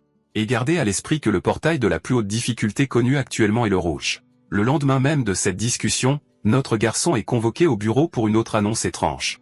Le gars est stupéfait d'entendre Shidu souligner sa propre erreur dans l'évaluation des capacités de l'étudiant Kurobeni et même s'excuser pour tout le comportement grossier qu'il a eu jusqu'à présent. Shidu comprend que son changement d'attitude peut sembler un peu étrange, mais c'est uniquement parce qu'il est maintenant conscient du véritable potentiel du gamin, c'est pourquoi il veut traiter notre garçon avec le respect qui lui est dû. En s'approchant, le proviseur partage des informations sur l'afflux et l'augmentation récente des apparitions de portails. Pour cette raison, il veut que notre garçon coopère avec la présidente du conseil des étudiants, Izumiya, pour aider à sceller autant de portails que possible. En analysant ces paroles, Kuruban comprend que le rôle est de surveiller les zones où la fréquence des portails est élevée. Le proviseur est ravi que le gamin comprenne vite et lui propose une poignée de main, agissant comme s'il croyait sincèrement en lui. Kuruban joue le jeu, mais il n'est pas le protagoniste de manhwa naïf habituel. Il sait que ce port de menteur complote quelque chose, c'est pourquoi notre garçon a son propre plan. Cette poignée de main à l'instant. Kurobani a utilisé sa magie noire pour un petit quelque chose en plus. Après la réunion, il explique sa stratégie à Azumiya. Plus tôt, il a tendu un piège, puis il lâche la bombe de la tentative d'assassinat de Hashiba sur ses ordres.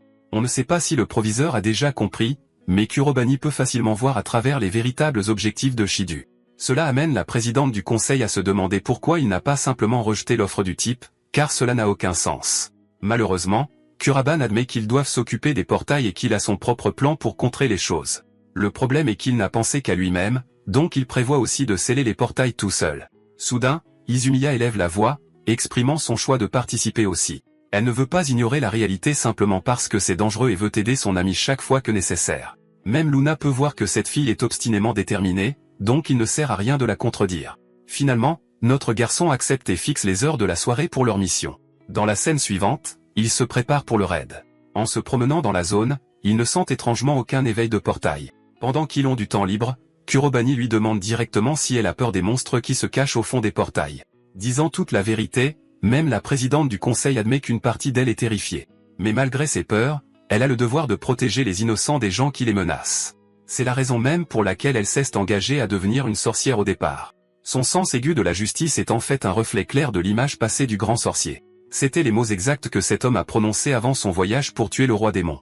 Abandonnant son personnage de fille cool, Izumiya rougit et dit chaleureusement à Léon qu'elle aura toujours la force de se battre tant qu'elle sera à ses côtés. Sa tentative de séduction est malheureusement interrompue par l'apparition d'une violente réaction de portail. Ce genre d'énergie sombre crépitante stupéfie même notre garçon. Les deux mages sont trop surpris pour réagir alors que le portail utilise des lianes sombres pour piéger Azumea, la forçant à l'intérieur. Notre garçon est impuissant à sauver la demoiselle en détresse à temps alors que le portail noir l'avale. Son apparition soudaine n'a pas été anticipée par Kurobani, qui est terrifié par la pression intense qui émane du portail. Il n'a pas le temps d'avoir peur, car son ami est en grand danger. Celui qui orchestre toute la situation est le proviseur, qui observe la scène se dérouler sur 8 moniteurs différents. Avec ça, il a créé l'appât parfait pour Kurobani. Le cerveau de l'opération s'attendait à ce que son plan se déroule rapidement comme prévu. Le meilleur atout du portail noir est que la créature à l'intérieur est une bête de destruction absolue, qui aime s'attaquer aux mages avec d'énormes quantités de mana. Cela l'amène à se demander comment le jeune garçon réagira à un portail aussi terrifiant. Kuraban est sur le point d'entrer, mais Luna arrive, le suppliant de reconsidérer ses actions. Ce n'est pas un portail normal. C'est bien plus dangereux qu'un portail rouge, et on ne sait pas ce qui se cache à l'intérieur. Kuroban peut déjà dire que l'apparition du portail ici, de tous les endroits possibles, n'est pas une coïncidence, mais une situation planifiée. C'est un événement manipulé par le proviseur, les attirant ici pour qu'ils puissent les piéger tous les deux à l'intérieur du portail et en finir avec eux ensemble. Les risques sont bien réels. Même Kurobani admet que c'est un portail dangereux, mais il ne peut pas l'ignorer non plus. Luna crie en voyant les monstres qui sortent du portail. Ce sont des dragons rouges géants qui vont terroriser le monde extérieur même s'il entre. Heureusement, un éclair jaune vient à sa rescousse, abattant les 3 dragons avec chaque tir de flèche de foudre. Les monstres s'effondrent au sol, étonnant notre garçon alors que Nérus fait son apparition. Il demande une mise à jour immédiate à Kuruban, qui finit par tout expliquer.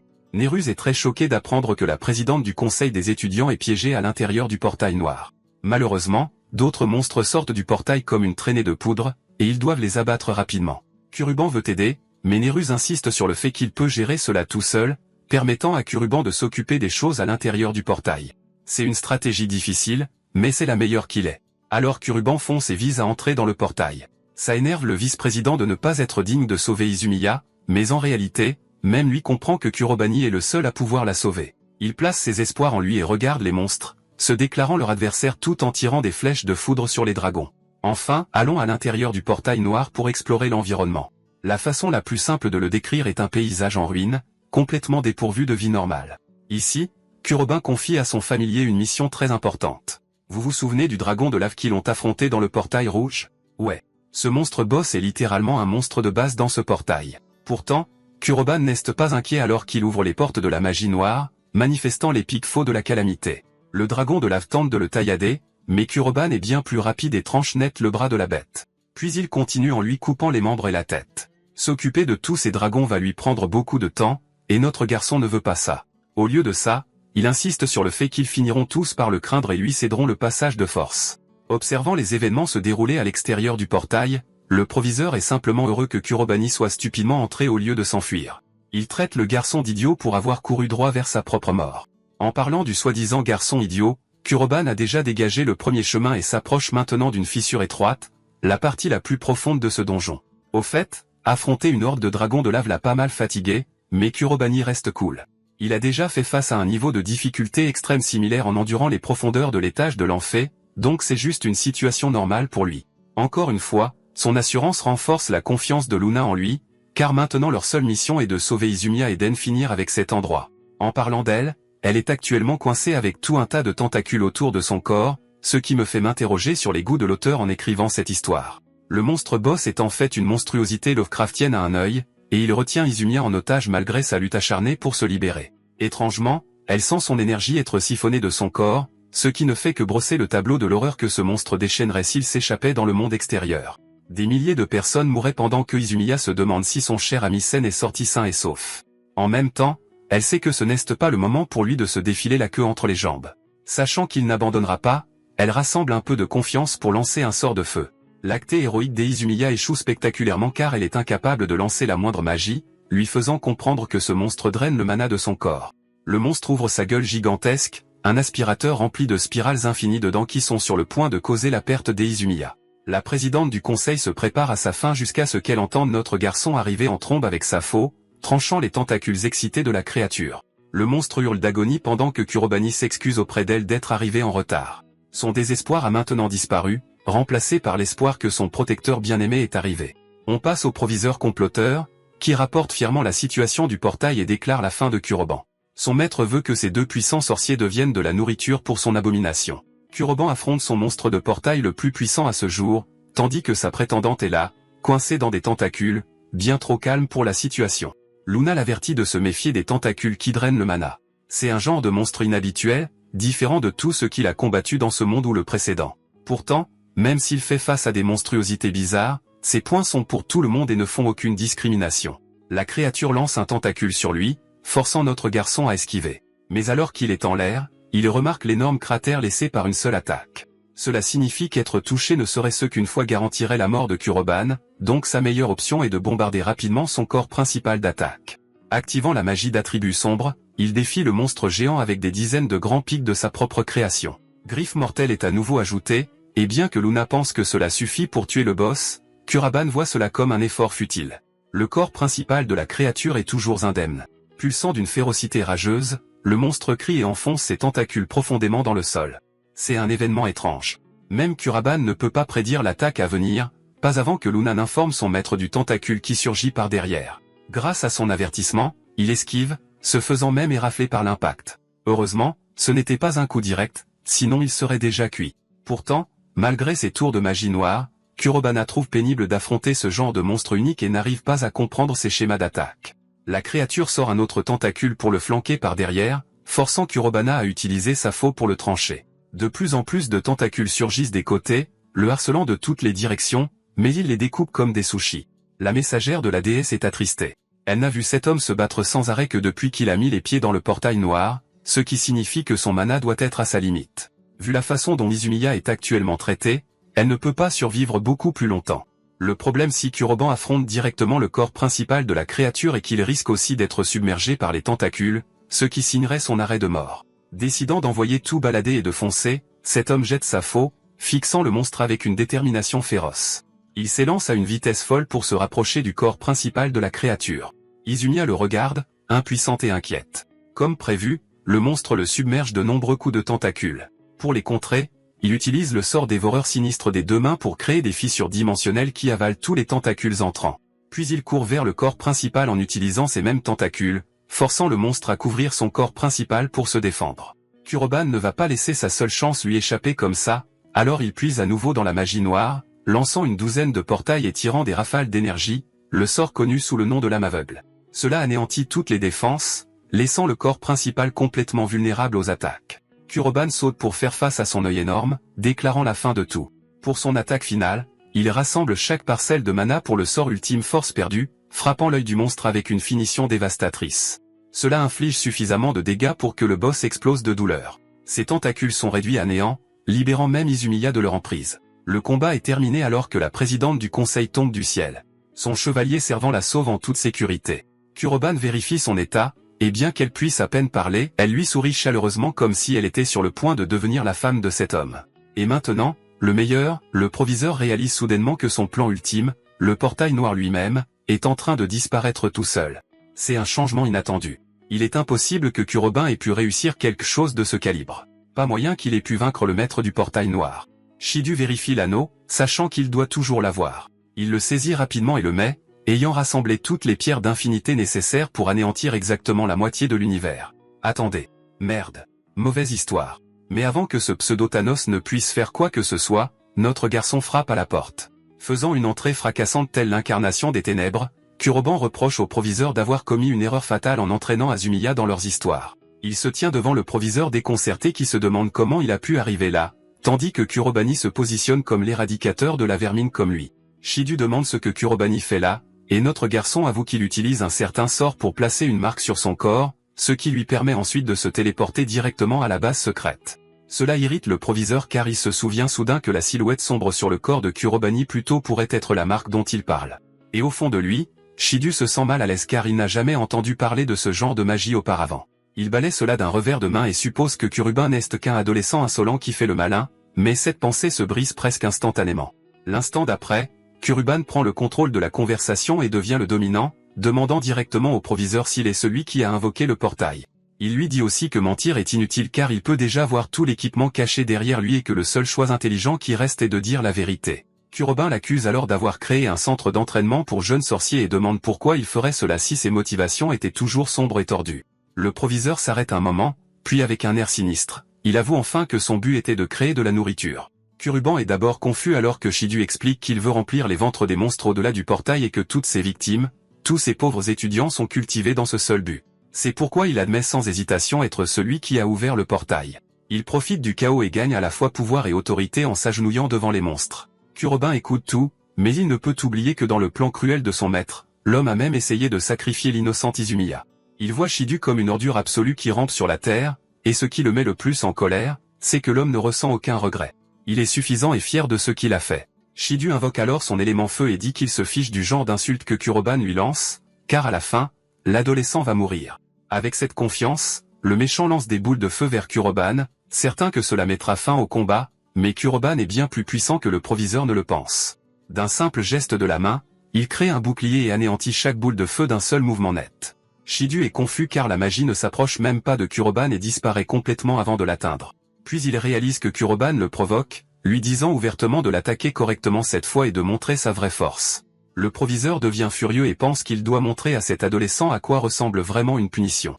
Et lorsqu'il remarque l'apparence rude et malmenée de Kuroban, il se convainc que Kuroban est déjà vaincu et qu'il a maintenant le dessus. Il rassemble à nouveau son élément feu et charge une autre attaque, menaçant que cette fois-ci, elle effacera complètement Kurobani. Mais rien de tout cela ne se produit, car juste au moment où les boules de feu sont sur le point de frapper, Kurobani utilise sa magie d'attribut sombre, miroir du déni, et crée un champ de force autour de lui. Les boules de feu ricochent sur la barrière et foncent droit sur Shidu, ne lui laissant aucun temps pour s'échapper alors que sa propre attaque s'écrase sur lui. Il hurle d'agonie et s'effondre au sol, crachant une épaisse fumée tandis que son corps tremble. Il ne peut pas croire qu'un étudiant qu'il considérait autrefois comme incompétent puisse le vaincre si facilement. Mais lorsqu'il lève les yeux et voit l'aura qui émane de Kuruban, il comprend enfin qu'il n'est pas face à une personne ordinaire. Le proviseur se force à se relever et réalise qu'il n'a plus d'autre choix que d'invoquer un portail ici même s'il veut avoir une chance de gagner. Il plaque sa paume pour activer la magie. Mais avant qu'il ne puisse finir, quelque chose lui transperce la main, et il hurle de douleur. Kuroban s'approche de lui et dit calmement qu'il connaît la vérité, qu'en portant tous ses anneaux, le proviseur peut matérialiser un portail. Shidu recule en trébuchant et supplie désespérément qu'on lui pardonne. Mais avant que les mots ne sortent complètement de sa bouche immonde, Kurobani le frappe violemment et lui brise la mâchoire, l'envoyant s'écraser au sol.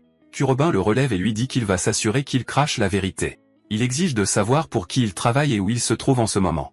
Mais avant qu'il ne puisse demander quoi que ce soit de plus, une ombre noire sort soudain de la bouche du proviseur. Il devient silencieux et tombe sans vie sur le sol. Kuruban réalise qu'il a perdu sa chance de lui soutirer des réponses. Mais ailleurs, dans une pièce vaste et solitaire, un homme blond réfléchit calmement à la perte de l'un de ses pions. Il sait que Kuroban a peut-être gagné cette petite bataille, mais alors que le prince Shark se lève et regarde la lune, il comprend que la guerre est imminente et loin d'être terminée.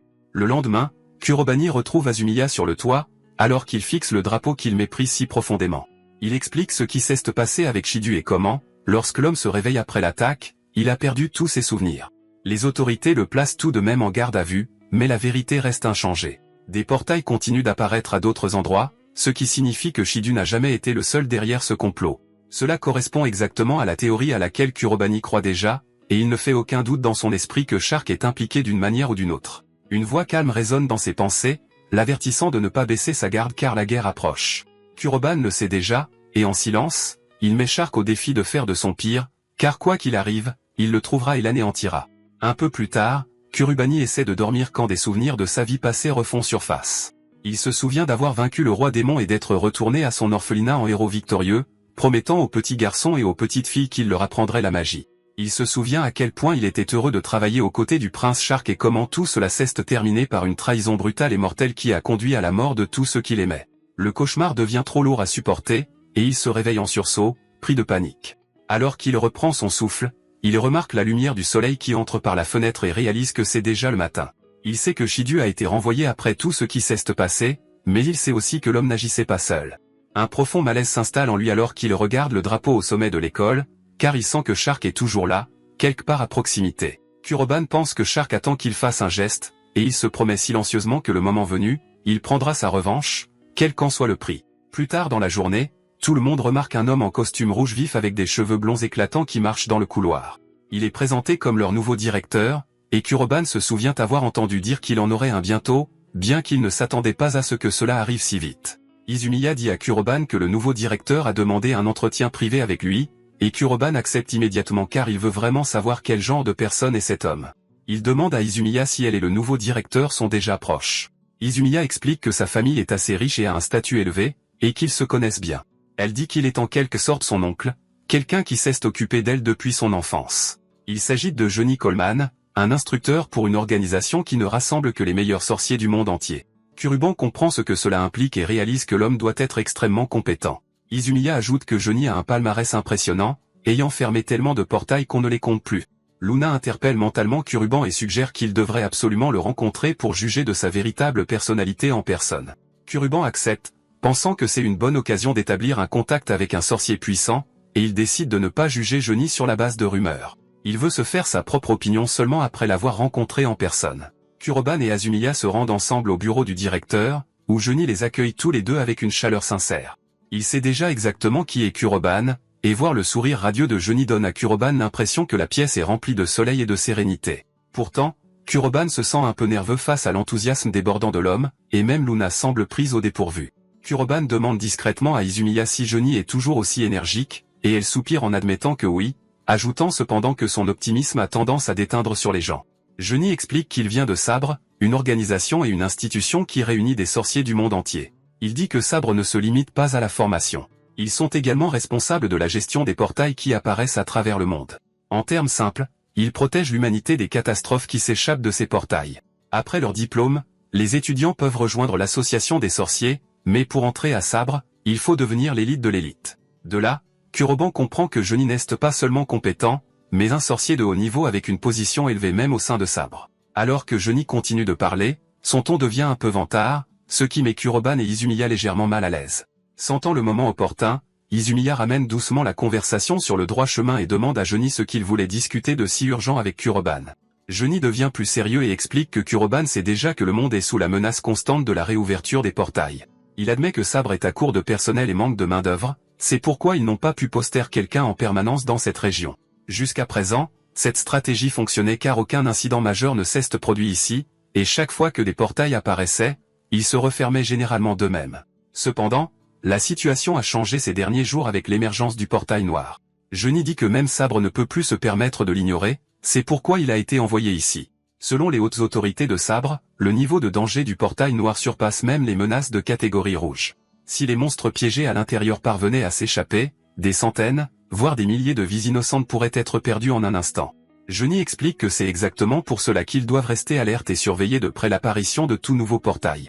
Cependant, Sabre n'a pas assez de personnel pour tout couvrir, et c'est là que Kurobana entre en jeu. Pour faire face au chaos grandissant, Johnny demande de l'aide à Kuruban et à Izumiya.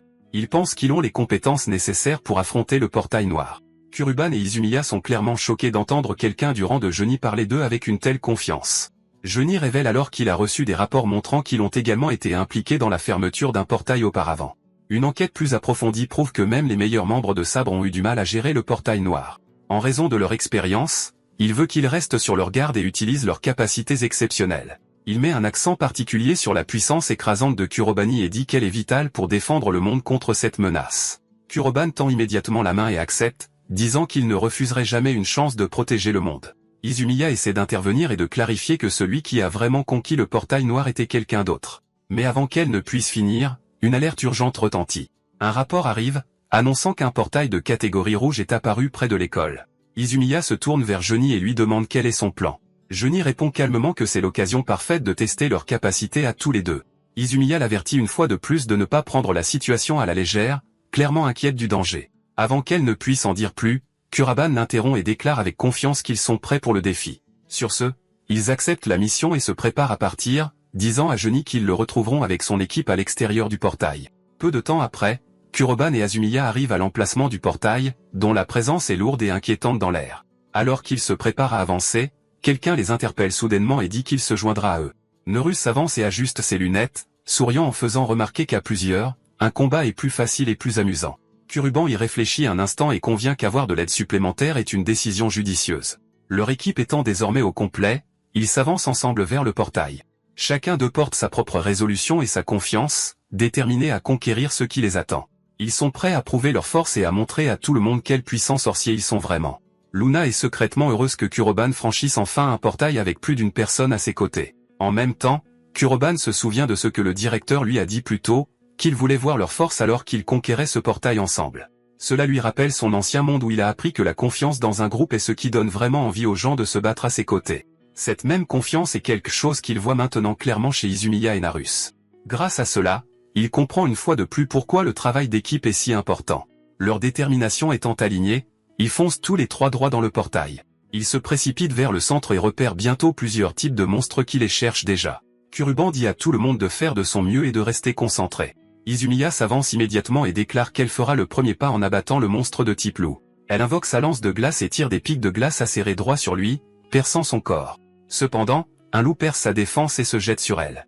À la dernière seconde, Kurobana réagit et utilise sa magie d'attribut sombre pour trancher la créature nettement en deux. Alors qu'il s'occupe de cette menace, Kurobana ne remarque pas le golem de pierre qui se rapproche lentement derrière lui. Au moment où ils s'en rendent compte, il crie à Nerus d'utiliser sa magie. Pile au bon moment, Nerus lance un éclair visant directement les yeux du golem, l'endommageant suffisamment pour arrêter son attaque et protéger Kuroban. Luna attire alors l'attention de Kuroban sur un essaim de chauve-souris qui fonce sur lui par le haut. Kuruban lui dit calmement de ne pas s'inquiéter. Une fois de plus, il déchaîne sa magie d'attribut sombre, une explosion rageuse, et crée une puissante onde de choc qui renvoie les chauves-souris en arrière avant qu'elles ne s'écrasent au sol, sans vie. Luna se sent soulagée et satisfaite alors que Kurubani expire enfin et baisse sa garde. Une fois la bataille calmée et la zone devenue silencieuse, Izumiya s'excuse et dit qu'elle est devenue un fardeau et que les autres ont dû veiller sur elle. Nerus s'excuse également, admettant que sa réaction a été plus lente qu'elle n'aurait dû l'être. Kuroban les rassure immédiatement tous les deux et leur dit qu'ils sont bien sortis, surtout que c'était la première fois qu'il affrontait autant de monstres à la fois. Izumiya et Nerus se sentent un peu mieux, mais la curiosité remplace rapidement leur soulagement. Nerus demande quel genre de magie Kurobani utilisait, car elle était incroyablement puissante et ne ressemblait à rien de ce qu'il avait jamais vu. Il demande même si Azumiya était déjà au courant, mais elle admet que non, même si elle a vu Kurobani l'utiliser plusieurs fois. Kuroban réalise que s'il veut gagner leur entière confiance, il doit être honnête. Il leur dit la vérité et explique qu'il utilise la magie d'attribut sombre. Il évite d'entrer dans les détails car ils sont toujours à l'intérieur du portail et le danger n'est pas complètement écarté. Il explique simplement que c'est un type de magie avec des propriétés et des effets qu'aucun des 4 attributs connus ne possède. Nerus demande si Kuruban l'a utilisé pendant le combat d'entraînement ou s'il la cachait. Kuruban répond qu'il ne peut pas l'utiliser librement devant beaucoup de gens car il ne veut pas que son secret se répande. Il leur rappelle ensuite que leur objectif principal pour le moment est de vaincre le boss de ce portail. Et sur ce, ils avancent et poursuivent leur chemin. Tandis qu'ils marchent, Izumiya réfléchit tranquillement à ce dont elle a été témoin. D'après la puissance, le contrôle et la précision de Kuraban, elle peut dire qu'il s'est entraîné sans relâche pour atteindre ce niveau. Elle se demande s'il y a une raison plus profonde pour laquelle il se pousse autant à bout. La pensée persiste dans son esprit, et même si elle est timide à l'admettre, sa curiosité à son égard ne cesse de croître. Peu de temps après, ils arrivent enfin tous les trois et se retrouvent face au monstre boss qui les attend. La créature qui les attend est un dragon de cristal.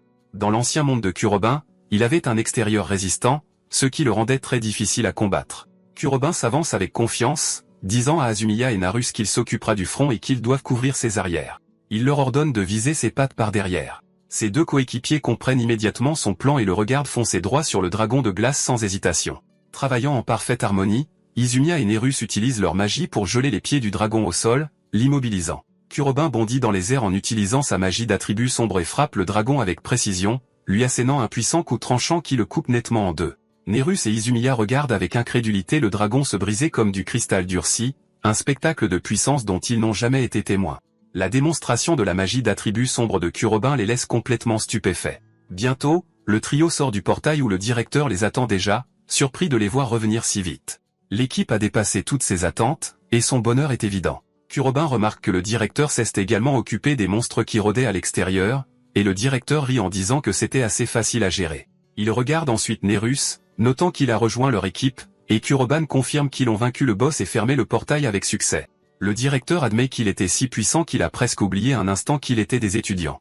Kurobin s'avance alors avec une proposition, expliquant que comme la gestion des portails deviendra encore plus importante à l'avenir, ils ont tous les trois décidé de former un clan. Comme ils sont encore étudiants, ils demandent la permission au directeur d'établir officiellement le clan et d'obtenir le droit de fermer les portails. Le directeur n'a jamais reçu une telle demande auparavant, et il regarde Kurobin avec curiosité pendant qu'il explique.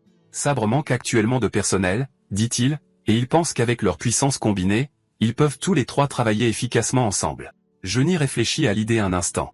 Il sait qu'il n'y a pas de précédent pour des étudiants formant un clan pour fermer des portails. Mais en les voyant tous les trois, il sent qu'il pourrait bien avoir assez de force pour y arriver. Après quelques instants de réflexion, il accepte finalement de les autoriser à former leur clan.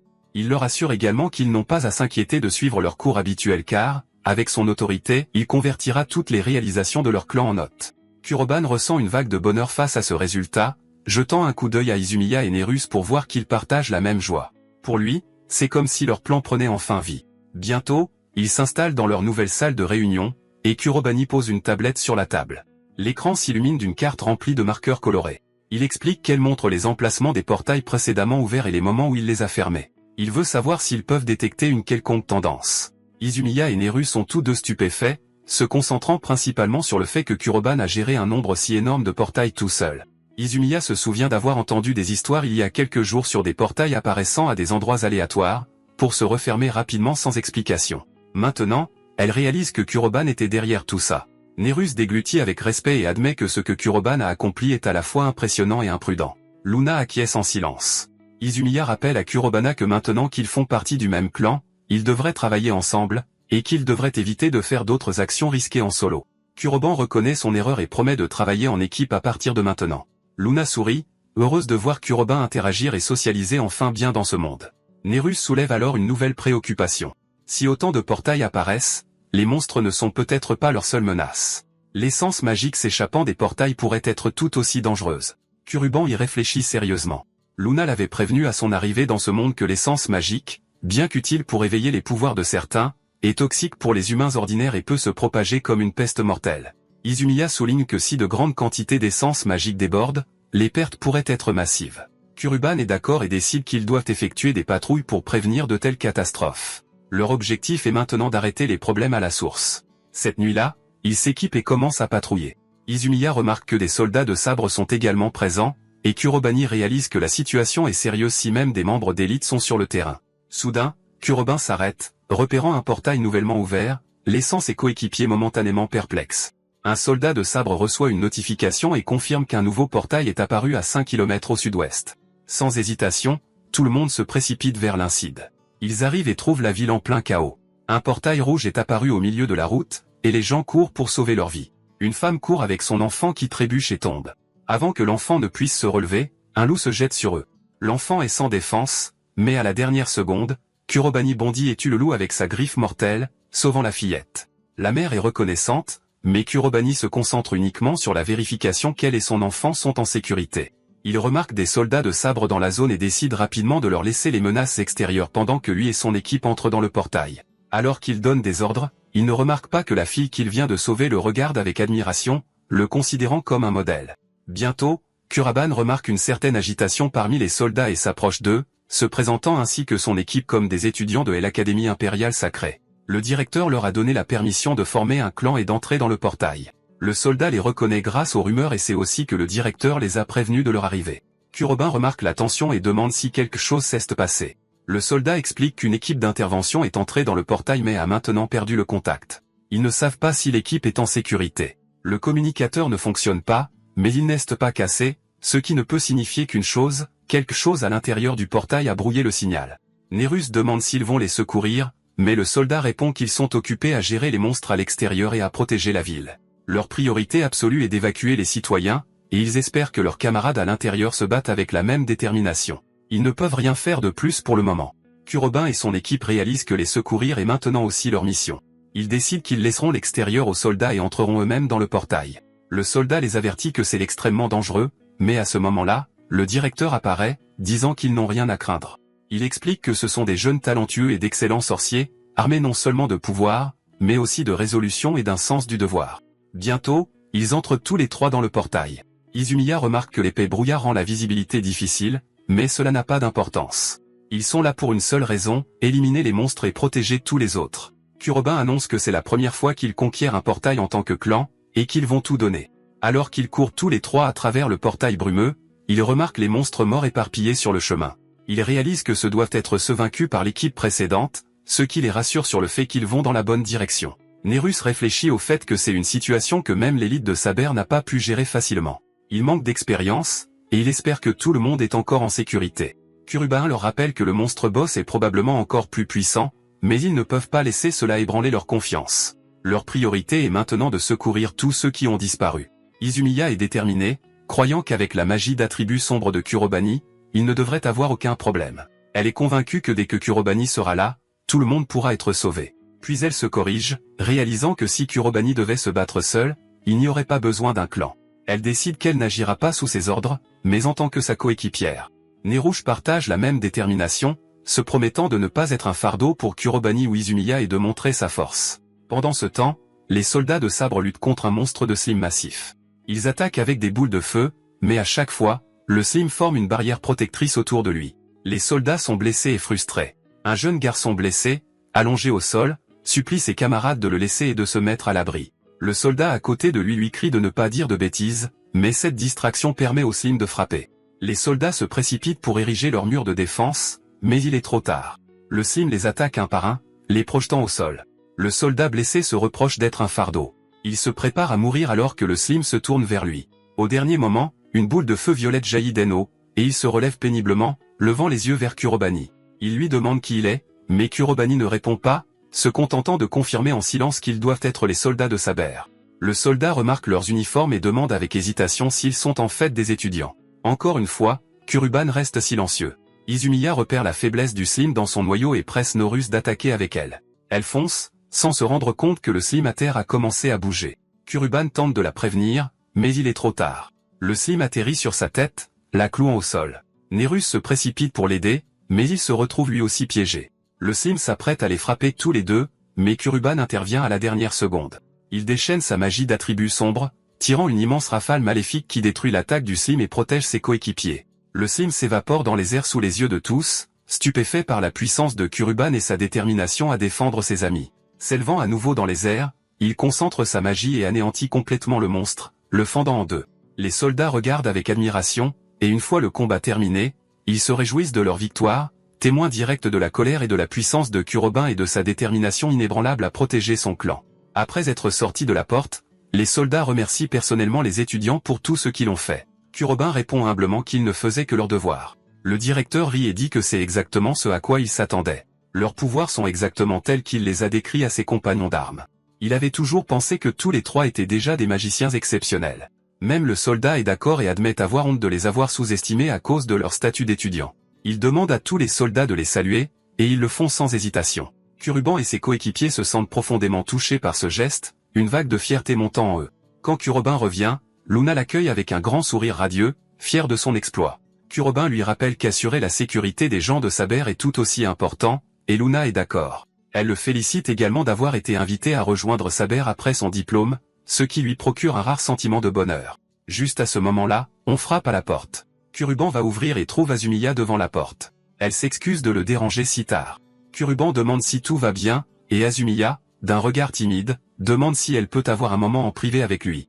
Azumiya s'assoit sur le lit de Kurobani, et il a du mal à croire qu'elle lui demande de lui apprendre la magie. Elle avoue qu'elle s'est sentie impuissante en étant comme elle est, et qu'elle voulait son aide depuis longtemps.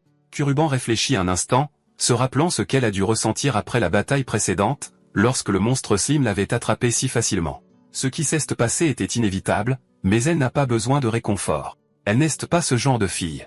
Ce dont elle a besoin, c'est de savoir comment s'améliorer. Kurobani accepte et lui dit qu'il peut lui apprendre à se battre. Izumiya rayonne de bonheur, et Kurobani se dit qu'elle est exactement la même, toujours directe et simple. Il se déplace sur le toit, et Kurobani dit qu'il devrait commencer immédiatement. Juste à ce moment-là, quelqu'un les interrompt. Nerus n'arrive pas à croire qu'ils comptaient encore s'entraîner séparément.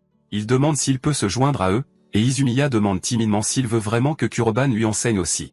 Nerus insiste que oui et se plaint que ce n'est pas juste que Izumiya ait pris de l'avance plus tôt. Les deux commencent à se chamailler, et Kuroban remarque que Nerus est tout aussi désireux d'apprendre que Izumiya.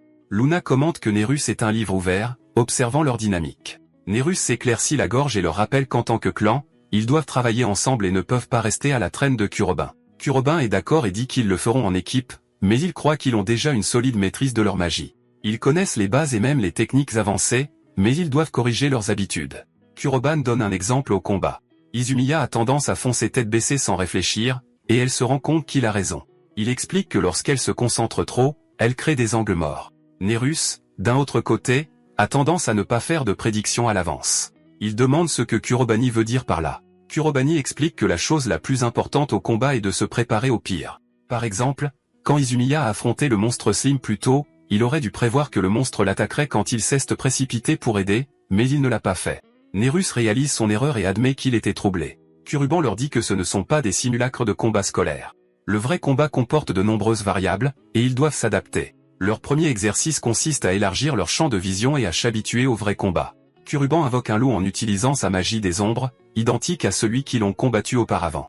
Il leur ordonne d'esquiver ses attaques tout en tirant leur magie. Tous deux sont d'accord, et le loup fonce sur eux. Ils se battent en utilisant toutes leurs compétences. Après un certain temps, Nerus demande une courte pause. Kuruban lui tend une bouteille d'eau et remarque que Izumiya continue sans se reposer. Il commente à quel point ils travaillent dur tous les deux, impressionnés par leur dévouement. Nerus est d'accord, mais la vérité est que Izumiya s'est également retenu à cause de sa position. Kuroban est confus alors que Nerus explique que Izumiya vient d'une famille prestigieuse qui a produit de nombreux magiciens exceptionnels. Sa famille combat en première ligne des portes, prenant souvent l'avant-garde au combat. Son fort sens des responsabilités lui vient d'eux, et elle veut combattre les monstres qui menacent le monde et devenir l'une des meilleures. Pendant que Nerus parle, Kuruban réalise que sa détermination vient d'un désir de protéger les autres et d'être à la hauteur de sa famille, portant le fardeau d'être juste même si elle ne peut pas les surpasser. Nerus dit que pour cette raison, la soutenir n'a pas été facile, et il veut devenir plus fort pour pouvoir se tenir à ses côtés. Il s'excuse pour ce qui s'est passé lors de la bataille précédente car il n'a aucune intention de perdre à nouveau. Kuroban sourit en voyant son esprit fougueux, et tous les trois continuent de s'entraîner pendant que leur maître les regarde avec fierté. Exactement un mois plus tard, tous les trois foncent dans une autre bataille. Un géant est sur le point de frapper Kuroban.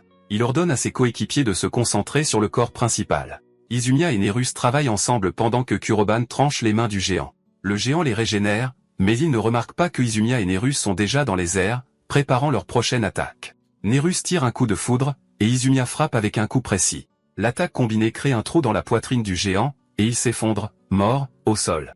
Le trio se tape le poing pour célébrer leur victoire. À leur insu, un homme blond les observe depuis un autre endroit sur son écran de télévision. Il observe ces jeunes magiciens fermer porte après porte et pense que le monde appelle toujours un sauveur à chaque époque. Il ressent une certaine frustration car l'expérience devant lui touche à sa fin, mais il attend avec impatience de rencontrer Kurobani en tête-à-tête. À l'école, tout le monde parle du journal qui met en vedette les étudiants qui conquièrent les portes. Il parle de la façon dont le président et le vice-président ont formé un clan, et les rumeurs disent que même l'évaluation de Saber à leur égard est élevée, montrant qu'ils sont reconnus par ce groupe d'élite de magiciens. Un garçon aux cheveux roux en discute et réalise à quel point il est impressionnant que Kurobani fasse partie de l'équipe. Le brun lui rappelle que Kurobani l'avait vaincu lors du simulacre de combat, et le garçon devient un peu nerveux et embarrassé, repensant au moment où il n'avait aucune idée de la véritable force de Kurobani. Le brun ajoute ensuite que le président et le vice-président sont tous deux entraînés par Kurobani, et le garçon commence à raconter que Kuroban est devenu un prodige à l'école. Tout le monde se retourne pour remarquer le clan qui entre dans la cafétéria. Izumiya voit tous les yeux rivés sur eux et commente l'attention qu'il attire. Nerus en est content, sachant que cela montre jusqu'à leurs exploits se sont répandus. Deux filles s'approchent d'eux, et l'une d'elles remercie directement Kurobani. Il est confus au début, mais la fille explique que sa famille vit près de la zone où la porte est apparue, et qu'ils doivent leur sécurité à Kurobani. Elle voulait le remercier en personne.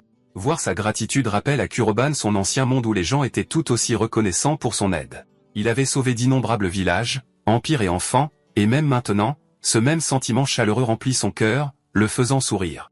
Les deux garçons qui bavardent le remarquent et réalisent que Kurobani est maintenant un héros, quelqu'un que même les étudiants les moins bien classés de l'école respectent. À proximité, le tyran qui avait l'habitude de tourmenter Kuroban écoute et se sent mécontent. Plus tard, ils atteignent leur destination, et Narus est heureux qu'il soit arrivé sain et sauf. Izumiya le taquine, suggérant qu'il pourrait être jaloux que Kuroban reçoive autant d'attention. Kuroban ramène la conversation sur un ton sérieux, demandant à Izumiya si le directeur les a vraiment appelés. Izumiya admet qu'elle ne sait pas de quoi il veut parler, mais dit qu'il devrait quand même y aller, ajoutant que même Luna n'est pas au courant. Quand ils arrivent au bureau du directeur, il les accueille chaleureusement, les félicitant pour leurs accomplissements. Il exprime sa fierté envers Izumiya et Norus, notant à quel point ils ont grandi. Ils montrent tous deux leur gratitude, et Izumiya demande de quoi il veut discuter. Le directeur sort ses clés de voiture et leur dit qu'ils vont visiter la branche de Saber. Dans la voiture, il explique que le vice-chef de branche veut les rencontrer. Kuroban demande si Nerus l'a déjà rencontré. Nerus répond que oui. Le chef, Niyama Reiji, est un jeune magicien prometteur comparé à l'élite de Saber.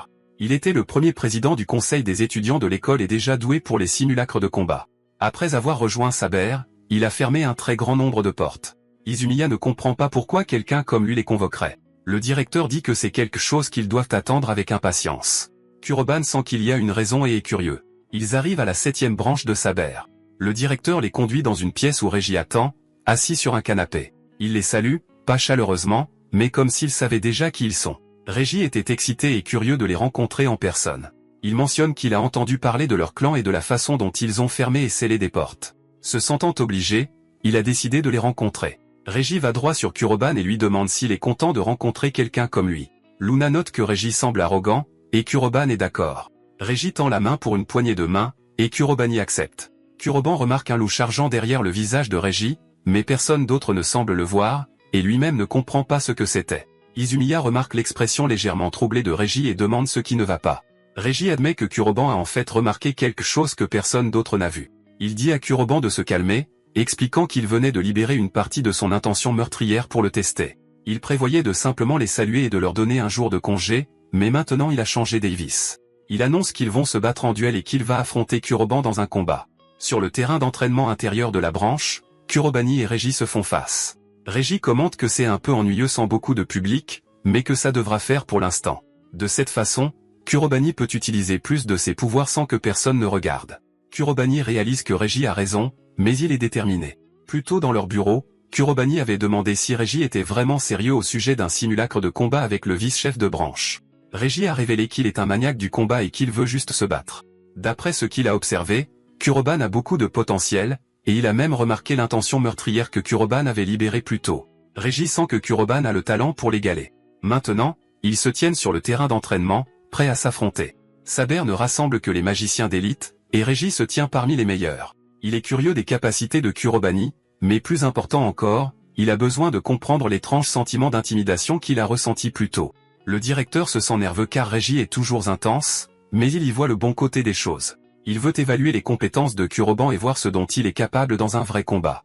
Il croit en Kuroban, mais il sait aussi que le vice-chef de branche est un vrai pro, donc ce sera difficile. Izumiya, cependant, n'a aucun doute. Si quelqu'un défie Kuroban, elle sait qu'il va perdre. Reiji allume une boule de feu, disant qu'il commencera par un test. Il la lance sur Kuroban, qui remarque que c'est de la magie d'attribut de feu vinaigre. Ça devrait être plus facile à intercepter, mais Reiji ne simplifie pas les choses. La boule de feu se divise en chemin, atterrissant au sol et explosant. Kuroban esquive facilement en s'envolant dans les airs. Reiji est confus car il ne s'est pas rendu compte que Kuroban avait utilisé une contre-attaque. Kuroban a intentionnellement créé une barrière de glace pour dévier le feu et utiliser l'explosion comme écran de fumée. Kuroban sourit, pensant que ça va être amusant. Izumiya s'émerveille du temps de réaction de Kuroban mais veut mieux comprendre la boule de feu. Le directeur explique que c'est la puissance magique envoyée par Kuroban qui se divise après le lancement, une compétence difficile nécessitant un contrôle précis. Nerus réalise soudain que Kuroban a utilisé la même technique lors du simulacre de combat et ressent une pointe de jalousie en voyant la différence de leur niveau. Reiji annonce que l'heure du combat final a sonné. Il invoque un cyclone de tempête qui fonce vers Kuroban. La puissance de feu surpasse tout ce que Kuroban a affronté dans son ancien monde. Il sait qu'il doit s'échapper, utilisant une grande agilité pour rebondir sur la fenêtre et s'envoler, se préparant à attaquer depuis une position de force. Kurobani utilise la magie d'attribut d'eau pour frapper, mais Reiji esquive au dernier moment. Il ne veut pas que Kurobani esquive librement en l'air, alors il rassemble des pierres autour de lui et charge. Kuroban réalise que Reiji utilise la magie de la terre pour foncer et utilise une lance de foudre pour se défendre. Les deux s'affrontent, leurs épées se rencontrant dans un duel en tête-à-tête. Reiji applaudit Kuroban pour sa performance jusqu'à présent, mais il sait que Kuroban a encore une carte cachée. Reggie veut voir la magie mystérieuse que Kurobeni utilise et refuse de le laisser se battre sans la révéler. Kurobeni réalise que Reggie le met pratiquement au défi de montrer toute sa puissance. Avec un sourire confiant, Kuroben enflamme sa magie obscure d'attribut de l'ombre, libérant sa véritable force. D'accord, c'est la fin de l'histoire. Merci d'avoir regardé. À la prochaine.